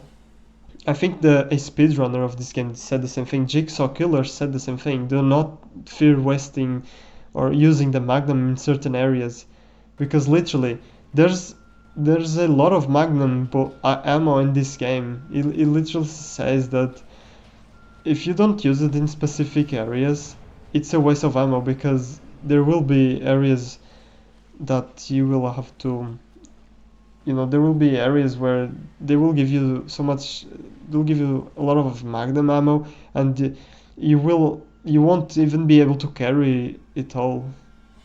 So if you count every loot, place, or every place where you can find Magnum ammo, and you count how many bullets that is, and how many bullets you need, like for a full clip, you can use that to your advantage, to use the Magnum, and to use it like intelligently, like just count how many bullets will be left by the game, or how many bullets the game will give you, and the ones that you won't be able to carry, and that's the amount of bullets you can use for the Magnum, which I don't think there's a lot of situations that you need so much, you know. I don't think you need that much in this game. I think the only places I use the Magnum is literally in the lift section, and then in the Quail boss, and that's it. That's literally it. So if there's any section that you're not comfortable with, and you need to waste like 3 extra, like wasting 3, not wasting, like using 3 rounds, Magnum rounds, if you want, you can do it. Like 3 more than I used in the lift section. And this is in a water section. It's not really hard. Just do what I do. This is the easiest part of the game. If you're here, you already beat the game basically. The rest of the game is nothing compared to what you just did in the previous chapters. It's nothing compared to chapter 10. And like basically chapter 10 or chapter 6, even though chapter 6 is not hard, it's just RNG sometimes. In the cabin sequence with the barrels and the spawns. Like, I think chapter 10 is the hardest chapter in this game, because it's a very long chapter, and I didn't practice it enough, because it's not my favorite chapter. And every time I do that chapter, I discover so many things and try so many different things. I never get it fully, But I think I'm starting to get it. So, just like everything in this game, I always start to get it, and then when I see the matrix, I'm like, oh, this is how it is. This is actually easy. But chapter 10, I don't know. Chapter 10 seems to be that chapter that it's very hard. But if you're here, you want to use the shock bolts there. I don't think you need to hold into much trap parts. I'm not going to say to waste every trap part that you can. There's like in places that you're not comfortable with. Just know that you can use it, like maybe in some very, very tricky situations, but do not exaggerate on it.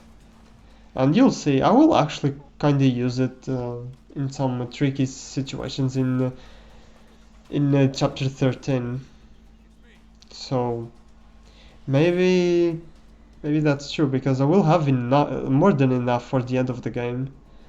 It's very important that you have enough crossbow or enough trap parts for the end of the game. Like, it's very important.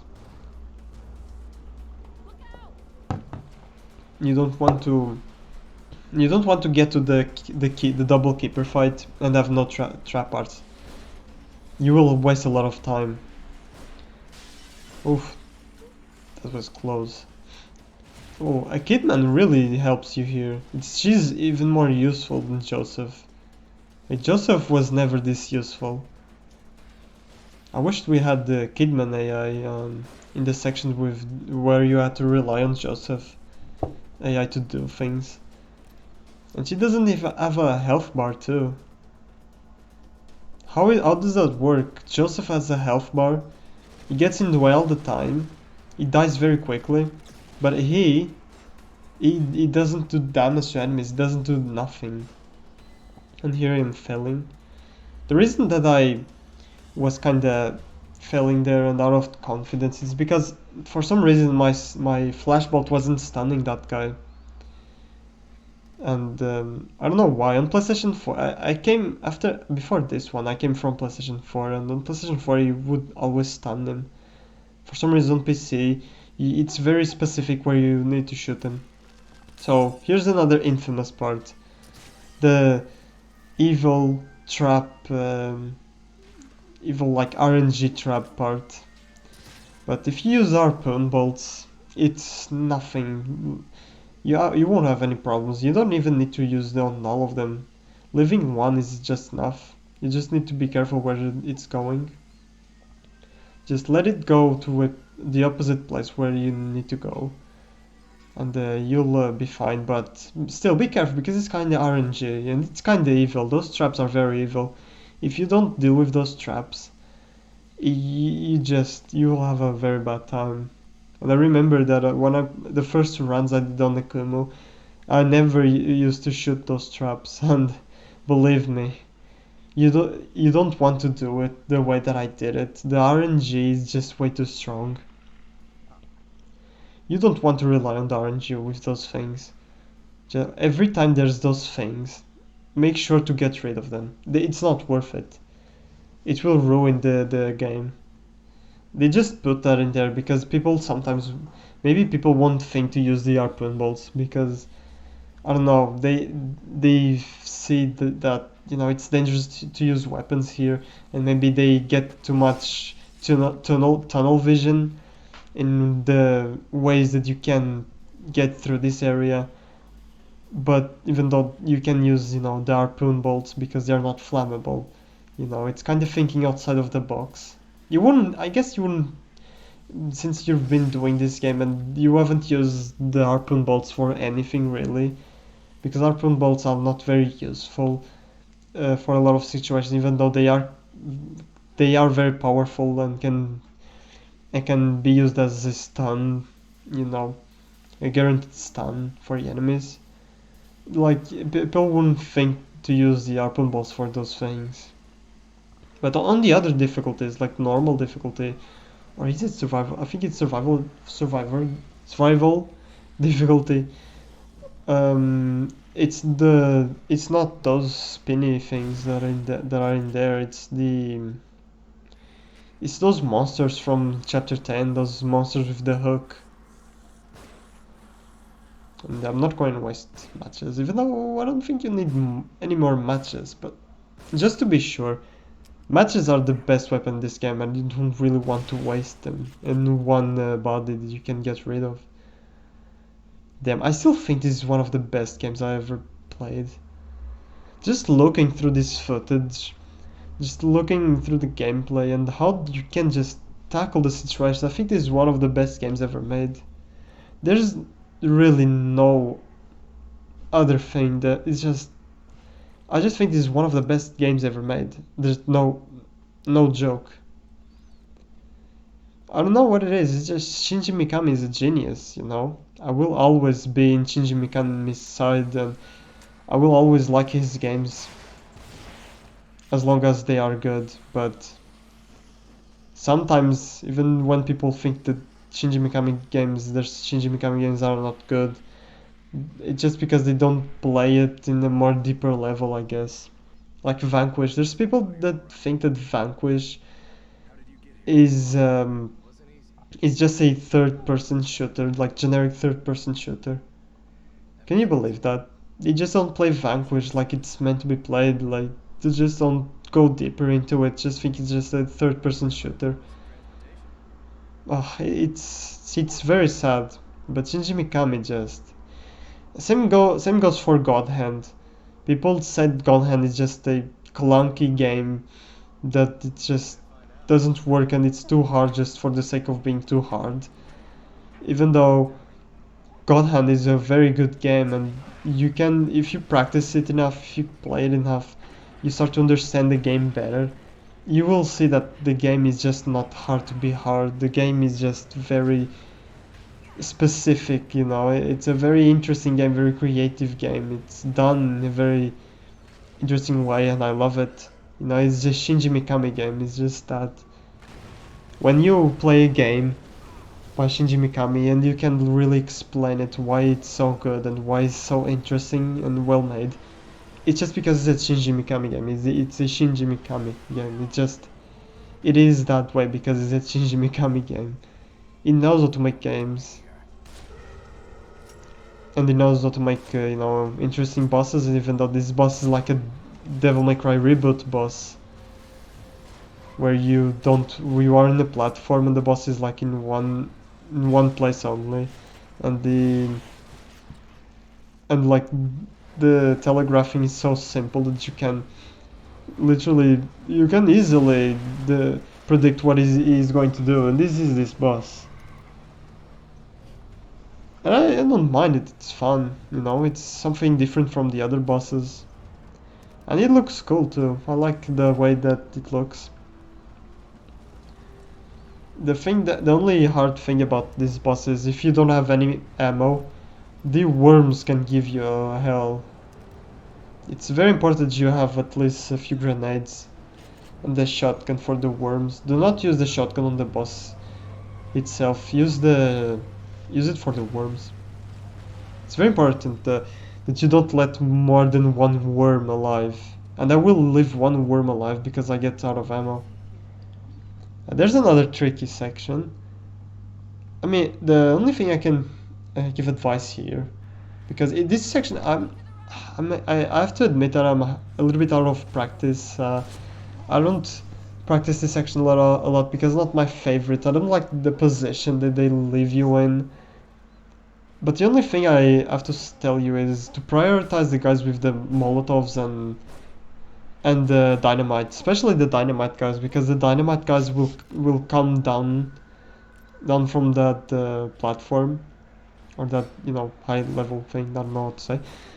They are the only ones that can come down and come into the bus and really screw you. The other thing you have to prioritize is the sniper guys, as long as you are exposed here. If you're not exposed, it's okay. Oh, that was very close. I don't know why I'm not focusing on that sniper, but I should. I really should focus on it, because the snipers are very dangerous as long as you are in here. So once you take down a few Molotov guys and a few dynamite guys, there will be a time where you can just come here, like I'm doing right now, and just wait here and wait until the end of this section. Of course, you don't let your guard down. There will be at least one like this. Look at this guy. I shotgun him because I don't want to get exposed over there, because now there's a guy with a gun, with an assault rifle in the above level, and you don't really want to mess with him or expose yourself in there. So be careful. There was that dynamite guy. I think there will be another one, if I'm not mistaken. If there isn't, it's because maybe Joseph took him down or Kidman took him down, but there's usually like one or two, and if you're unlucky, three, and you don't want really to waste a lot of sniper rifle ammo to deal with them. But you need to be very careful. You can't let them go near you like I did with that guy. You need to put him in a very distant position so he can explode. But yeah, that's how you do that section. You could have used the Magnum to get rid of the assault rifle guy, and then you wouldn't have to worry about him and the snipers. Look, there's that sniper over there. He won't do anything. But you could use the Magnum. You could use at least 3 Magnum bullets, and it wouldn't be a waste. It wouldn't be considered a waste, I think. But that was that. I never tried to do it in any other way. I do this way because the speedrunner does it. So I will try to do with the Magnum, see how it goes.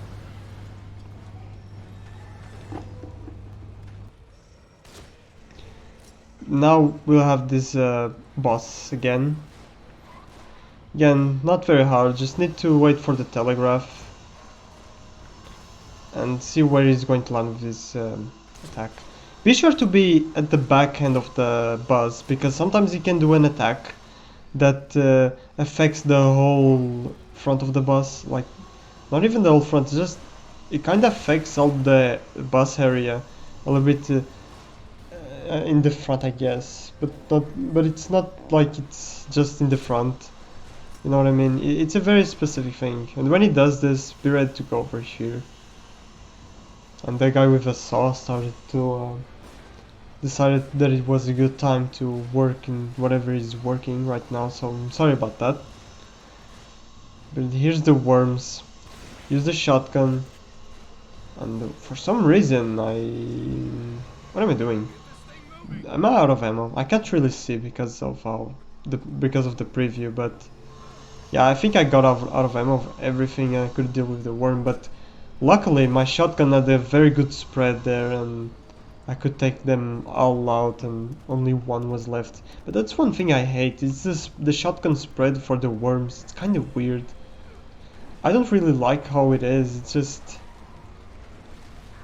it doesn't, sometimes it doesn't feel right. It doesn't feel like you're aiming for all of them and you only take out a few of them. It's so strange. And we get the last part of this chapter. And this part, you need to use the bottles. There's a lot of bottles in here, so don't worry. You have to use the bottles to attract as much enemies as you can for the red barrels. And the red barrels are here for a reason.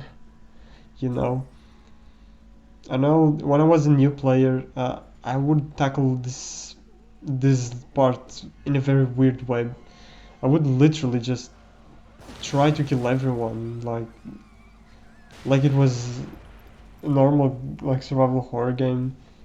But it's like there's literally a lot of red barrels here. They want you to use them, you know. They're just not here by coincidence. Just like the ammo drops of this game, the specific ammo drops of this game that are not random. They're there for a reason, you know. They're not ammo drops because they don't drop just there. How would you call that? I don't know how you would call that. I think, yeah. I thought they would saw me, but they didn't. They didn't. Alright, that's good. That's good. There's a lot of enemies. You see how many enemies there is there in there? There's a lot of enemies, and this is how much enemies you will be killing just with the barrel. So this guy's taking his time.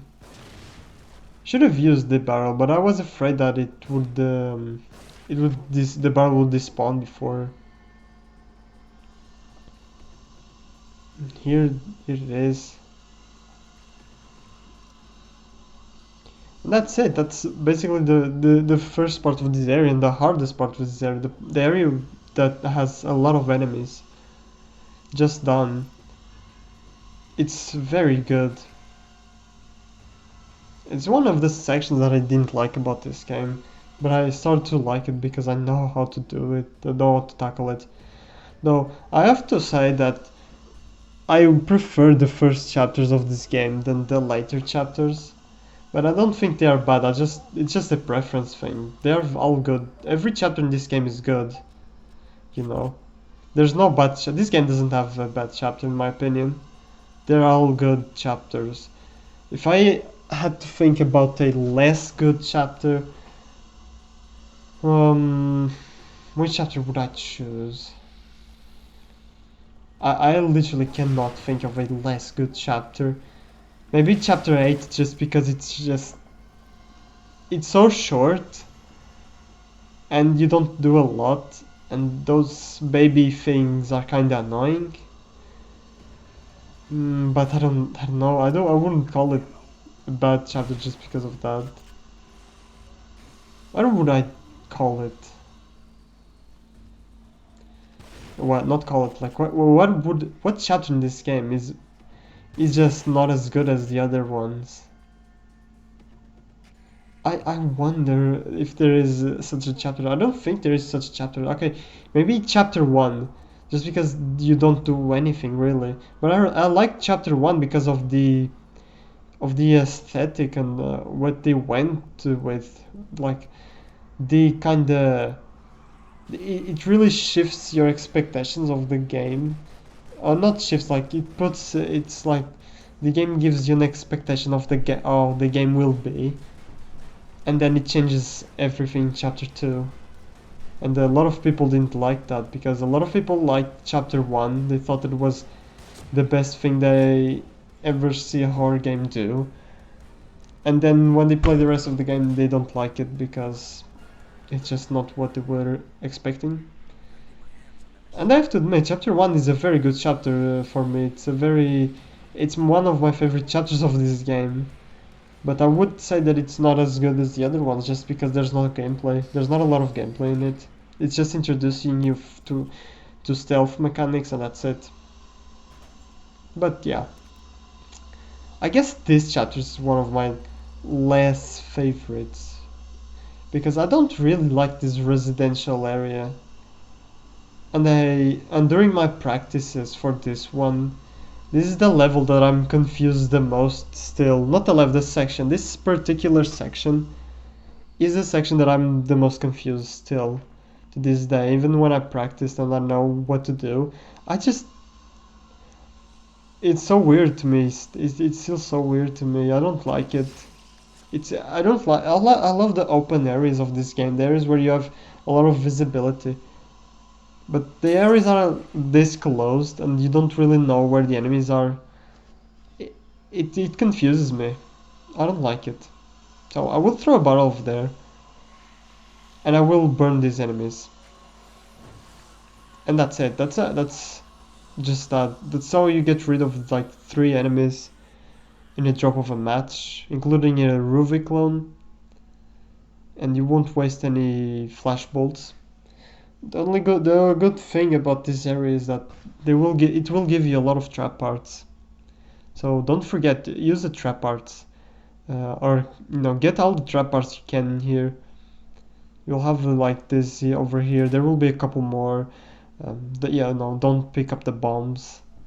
And you will still need the freezing bolts. So do not make freezing bolts so you can pick up the bombs. That will be a waste of trap parts in my opinion. But Akumu, deactivating bombs on Akumu is just something else. I won't recommend to anyone to do it. Like, deactivating bombs on Akumu is just it's a death wish. It's so tricky. It's so RNG. You just need to know where the tick will stop, and the tick won't stop always in the same time.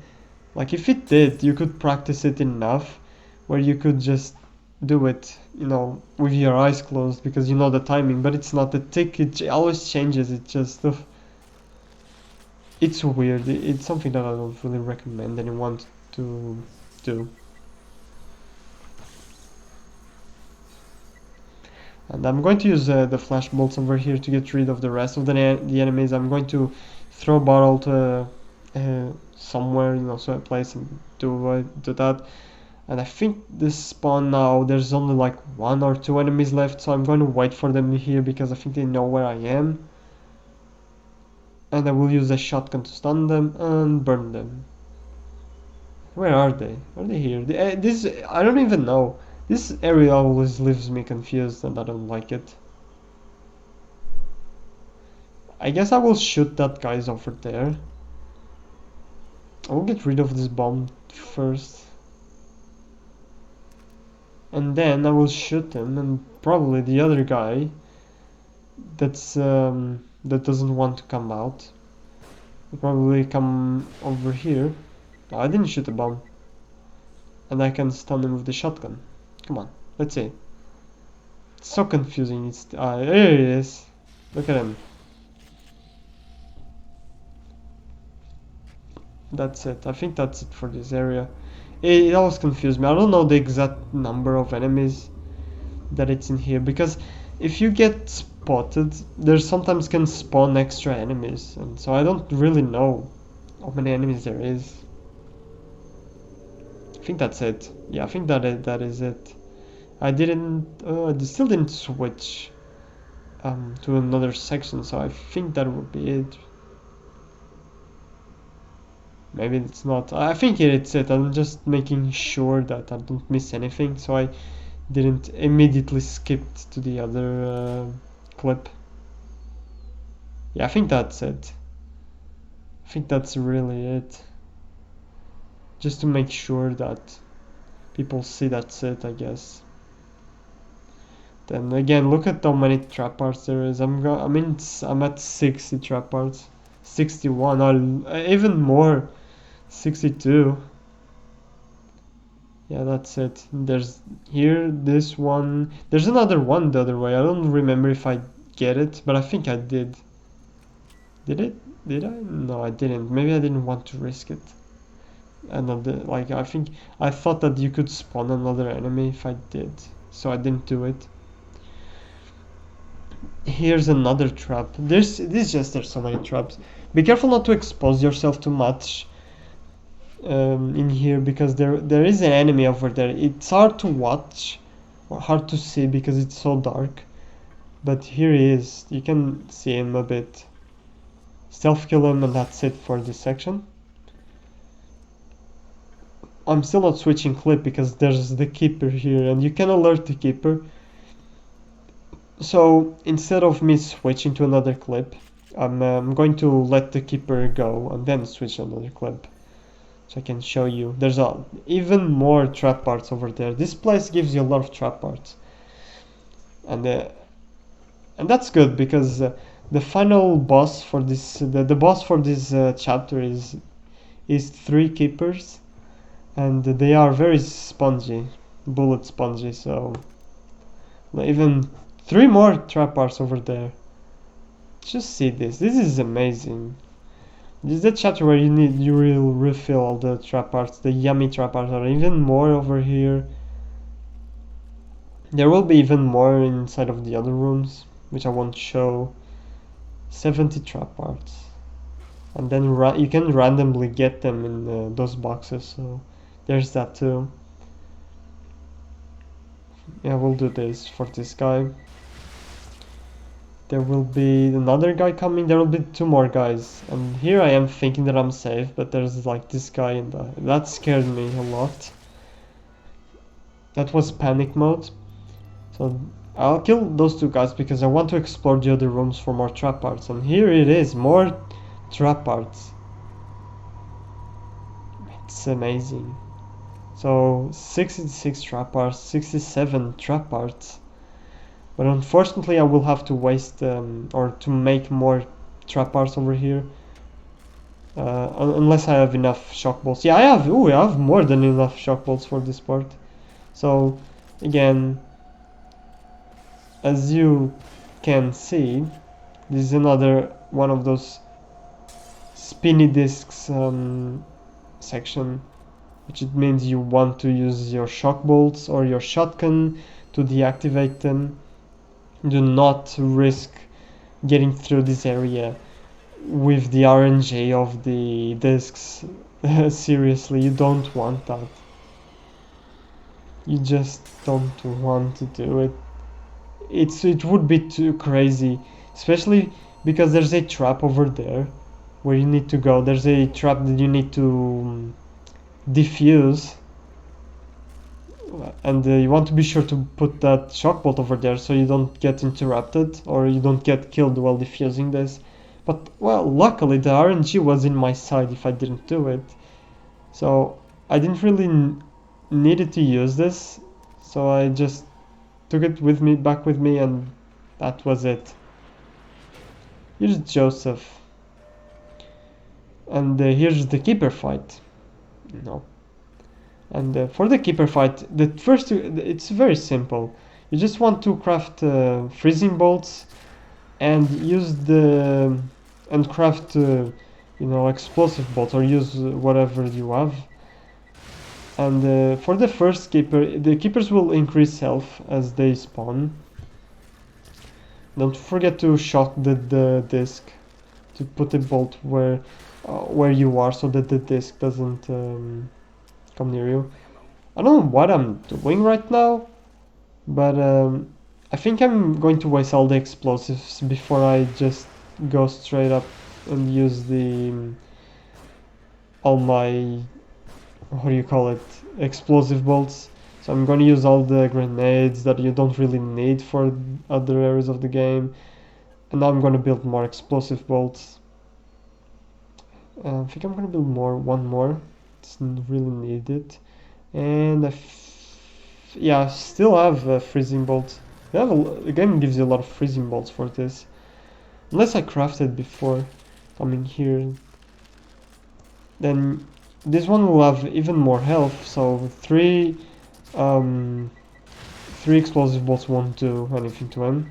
I mean, it will do a lot, but it won't kill him immediately like the other one, so it will take like a couple more pistol shots and maybe a shotgun. Oh, look at this, yeah, shotgun in dice. That's it. This is a tricky fight. After you know how to deal with it, it's not that bad, but the keepers are very interesting in this game, and I guess this keepers area are very tricky, and they're kind of bullet spongy, and especially the keepers from chapter 15. But those keepers, if you have enough trap parts, you can kill them in like 2 seconds. You can do that fight in 2 seconds. It's very good because you don't really need explosive or trap parts anymore. So you just waste all the trap parts. You just waste all the trap parts in there, or use them, all the trap parts, for explosive bolts. You will spam explosive bolts. You will just fill the floor with explosive bolts, so that when the keeper comes, it's just explosive bolts. That was lucky. This area was very tricky, it's actually strange to deal with. You need to be careful here, because the enemy that's in the bathroom upstairs can hear you if you make too much noise. If you make too much noise, he will hear you, and you can't really get rid of the enemy in the bathroom, because if you get rid of the enemy of the bathroom, the Rubicon will come after you in the bathroom. So it's that situation where you need to choose which one you want to tackle it. And I chose the Rubicon. It's not worth to get the enemy in the bathroom. You won't get anything for it. I didn't even do it for the no commentary version. So, that was so unlucky. Oh well. Here we are in this part. This part is a joke compared to what you have done. Just use a freezing bolt on Rubicon. Kill these two guys with the sniper. Be sure to crouch here so you don't alert the sleeping invisible enemies. Do not waste a match on them. One thing I need to say, you need to have enough matches for the chapter 15. If you don't go to chapter 15 with 5 matches at best, like, not at best, you need 5 matches. It's that specific. You need 5 matches for chapter 15. If you don't have those 5 matches, I wish you luck. I would strongly recommend you to do a save in this chapter and try not to waste any matches, because chapter 15 you will really need them. And especially if you don't upgrade. If you upgrade, I mean, you will have all the matches. I mean, you have like, how many? You can upgrade till like 15 matches. So that's more than enough. That's way too much. I think the upgrade in this game is just, it's way too it's way too powerful when you upgrade this game. The upgrade system makes you way too OP. There's no other way to say this. And I guess it's just an accessibility thing. Shinji Mikami knew that this game, this game won't be played by hardcore players only. Players that play, he knew that, so even for the other difficulties, not for only Akumu, so he implemented this upgrade system so that the players that are just casually playing this game can complete it. Oof, that was something. Because this game is designed for no upgrades. There's no other way to say it. It's designed for no upgrades. Shinji Mikami designed it for no upgrades, and you can see it's very obvious that it's designed for no upgrades. Because I'm doing Akumu with no upgrades and the game works perfectly. It's like it's perfectly designed for that. If I had upgrades, it would throw away the balance of the game way too much. I'm not saying the balance in the enemy's part, the balance on my part. I would be way too powerful. So it's just an accessibility option for players that just don't really want to put the time into it. And still, the first time I played this, I did it the Akumu mode. I did it with upgrades, and it was still very hard. Let me tell you. So it just. So imagine without upgrades at that time, it would have been hell. And Seraphim 17 did this, no upgrades and no keys, for his first time on Akumu. And damn, I need to congratulate him, because the first time, even though his guide, the guide is very bad, I'm sorry, because his strategies are just first time strategies, and for people that want to get through this game, just want to get through and want to get the achievement, I don't recommend watching his walkthrough, because his walkthrough is just, you need to watch something really good like ID 4300 walkthrough, or a speedrun. Speedrunners are very good strategies, even though it's just strategy for speed and it's kind of tricky to do. I think the best way, obviously the best way is to play this game a lot and practice it a lot, get your own strategies. But if you just want to get through this game, I think Jigsaw Killer made an in-depth guide on the PlayStation 4 in how to get through this game. It's old, so there's probably a lot of strategies there that is probably don't do anymore, or that is just not very efficient. It probably has better strategies. I didn't watch it, so I don't know. But yeah, I don't know. I remember Seraphim 17 in chapter 15, to kill the sadist, he will use the ladder trick. He would go up the ladder, would shoot the sadist with the pistol, I think, and then he would go down the ladder. Or was melee? I think it was melee because it was out of bullets. It was very bootleg. No, but that's it. The first times are just, it's always like that. But here is the boss, and the boss is like, freeze him and use the magnum. Just blow him with the magnum. Do not hold back. You won't need the magnum anymore. If you keep the magnum if you want to keep the magnum here, you will be wasting your magnum. Use your magnum. If you don't do upgrades, this part can take a little bit longer. If you have upgrades, this part you can do this part like in 1 second, because if you upgrade your magnum just for this boss, you can take out this boss in like 10 seconds. I saw Jigsaw Killer do it, and it only takes him 10 seconds. But I'm not using upgrades, so it's getting a little bit tricky for me. You just need to be careful. These bosses are hard. Like, if you do this, I remember the first time I played this game, it was with upgrades, but I didn't have bullets in anything. So I had to use my pistol only. And killing this boss with the pistol only, even with upgrades, was hell. It takes so long. He's a very bullet sponge enemy.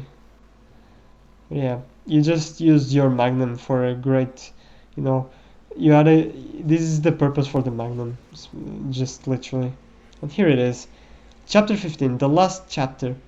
And oh boy, I'm so excited to just conclude this project and put it on YouTube. It's so exciting. This is my favorite game ever, and seeing through the end, just feels so good.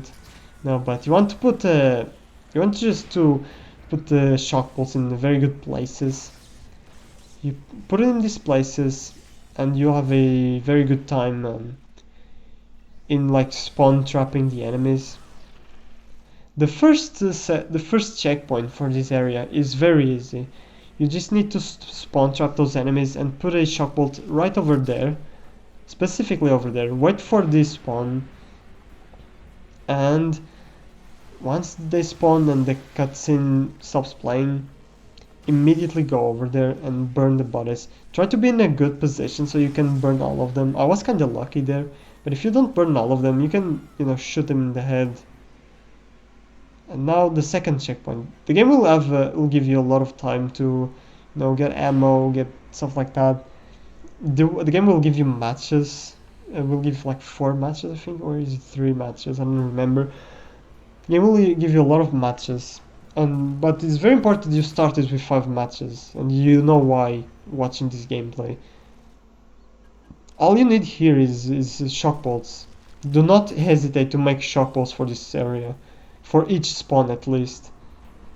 You will probably need 6 shock bolts for this area, or more, like 7 shock bolts. So don't hesitate on using them. There will be another spawn over there. I put the shock bolt over here because the fat guys will come here, and they're kinda smart over there, kinda annoying me. The other guy went the other way, unfortunately. He knew. And now I'm going over here. I will always come over here and use the shock bolts to trap, to lure enemies over here, and they don't have really anywhere to go. And they will be shocked here, and I can use it. And I think that's it. I think you should wait though. I think you should wait for more enemies, but I didn't really want to take a risk, I guess. So I'm gonna pick up this torch. It's been a while since I've seen one, and that was very lucky. Hello? Just don't risk getting yourself open there yet. So kill this guy with a gun if you need to, or the shotgun. You don't really need anything else. I guess to say this is still there. There's our magnum ammo. You can use that magnum ammo for the sadist. Don't worry about the keepers. I know the keepers have a lot of health and they are very bullet spongy enemies, almost at the same level as the quell, but not really. They're kind of weaker than the quell. But do not worry, the keeper enemy, you just want to use the explosive bolts on them. So I will equip the magnum, right? This is the magnum. I'll shoot him, and that's it. And the rest of it is you just need to dump all your ammo on him. All the ammo that you got, just dump on him. And just be careful not to get too close to him, obviously. It doesn't take that much. I mean, I know I used the magnum, but it didn't took that much. And that's it. This is basically the end of the game. You did it. Congratulations. You did it. You did the game. You'll have this sniper section. This is a joke compared to what you've done in the entire game. Like, just need to shoot them. It's just that there's no other way to explain them. Just shoot the snipers. There will be other snipers. you need to be careful with. I'm trying to pick up this over here, but then just take them out. That's it. That's literally it. The game will even give you enough sniper bullets here to take them out. Oh man, I love how the sniper feels in this game. I know I already said it, but I said in the Last of Us guide too. The sniper in this game feels way too good. It just has that thing. Best feeling sniper ever in the video games. And here it is, the final boss of the game. Or the final bosses. The final bosses of the game. It will give you quite a few trap parts over here.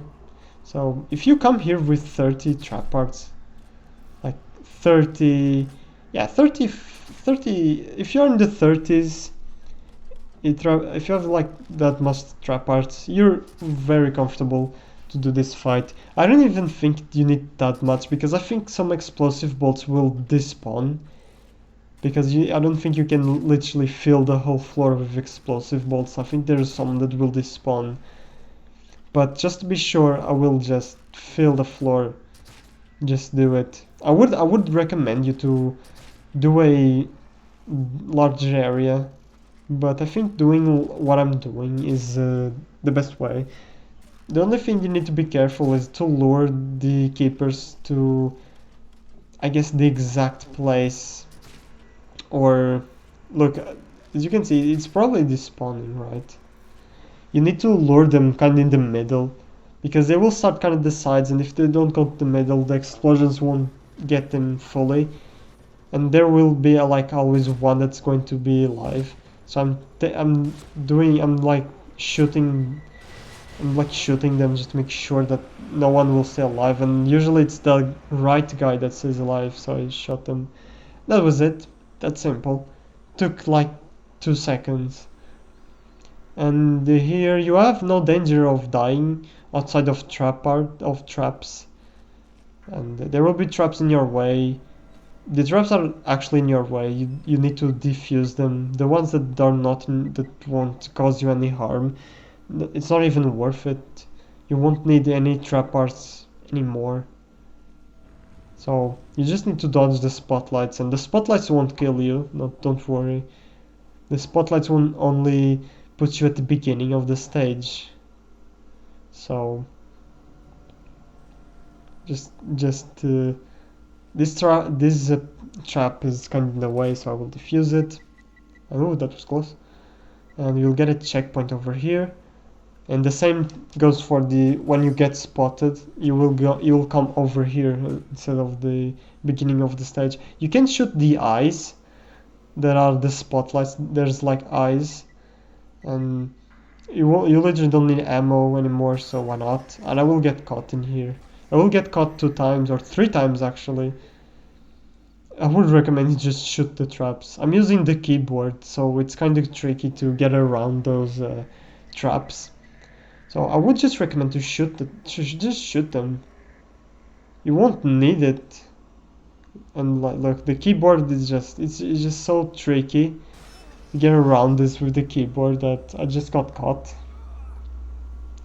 I will get caught another time too. Just see. I think it's going to be here. Yeah, it was here. I think this is the last time I get caught. It was so bad. But it's not a death. It doesn't really count. Unless it is. I don't know if this counts as a death. I don't think it is. It counts. And that's it. Woo, that's it. Just the game. Even though the game is still not over, there's still more. Though it's just this is just a cutscene, and the next, I guess, boss. You could say it's a boss. It's a interactive cutscene. So yeah, it is. It is just an interactive cutscene. You just need to know where to go. It's not that hard. I bet for a lot of people or first timers, it happened with me. When you got to this part, you were just so satisfied already. It's so worth it. It's really worth it. It's like the first time I played this game, I still remember. I went through hell. You know, you went through hell and you just get here. You see this spectacle. You are at the end of the game. You just need to deal with this, and it's just the most satisfying, you know, interactive cutscene or interactive boss ever.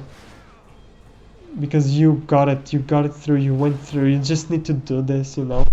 And the way that this game gives you the feeling of just need to do this, just need to, it's so powerful, you know. Look, you're just handling a machine gun. It's just handling a machine gun, destroying the boss, and that's it. It's so satisfying. Just Shinji Mikami really knows how to make games.